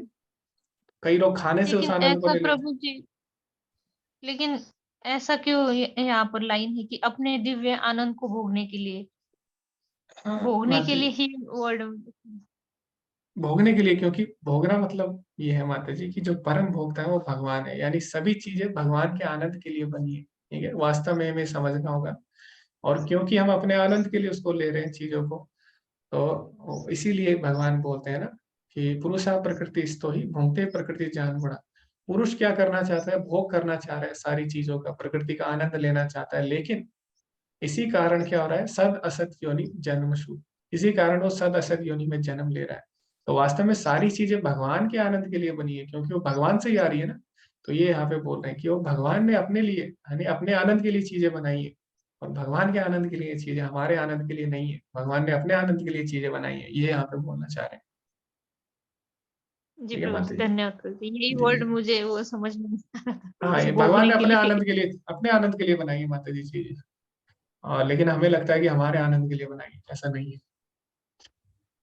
जी ये प्रभु भगवान जी, यहाँ पे धन्यवाद। बोलना चाह रहे हैं। ओके, तो भगवान के आनंद में वास्तव में हमारा ही आनंद छुपा है। भगवान हमारे लिए तो सब कुछ कर रहे हैं, लेकिन अगर हम केवल अपने आनंद के लिए चीजों को लें तो हम इसमें फंस जाएंगे। तो भगवान के आनंद को अगर हम कि उसके लिए प्रयास करें, तभी हमें आनंद मिल पाएगा वास्तव।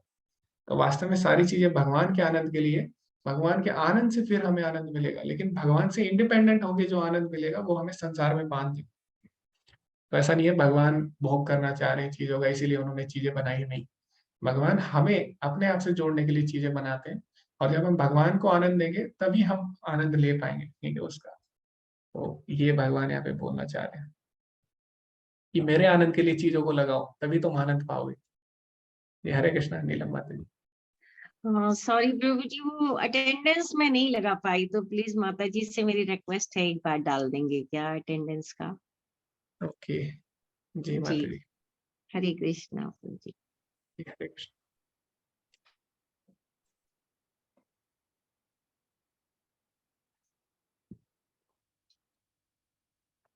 ओके, और किसी का कोई डाउट है तो आप पूछ सकते हैं। ओके, तो शायद अभी किसी का कोई डाउट नहीं है, तो हाँ, इसी के साथ आज का जो अध्याय है वो समाप्त करेंगे। और किसी का फिर भी कोई डाउट है आप पूछ सकते हैं, चैट कर सकते हैं ग्रुप में, और मैसेज भी कर सकते हैं, ठीक है? और डिस्कशन भी कर सकते हैं आपस में। और धन्यवाद सभी का, बहुत बहुत धन्यवाद। वाञ्छा कल्पतरुभ्यश्च कृपा सिन्धुभ्येव च पतितानां पावनेभ्यो वैष्णवेभ्यो नमो नमः। अनंत कोटि वैष्णव वृंद की जय, श्रील प्रभुपाद की जय। हरे कृष्णा। धन्यवाद आप सभी का। हरे दंडवत कृष्ण। प्रणाम प्रभु जी। हरे हरे कृष्णा प्रभु जी, दंडवत प्रणाम, धन्यवाद। हरे कृष्ण। हरे कृष्ण।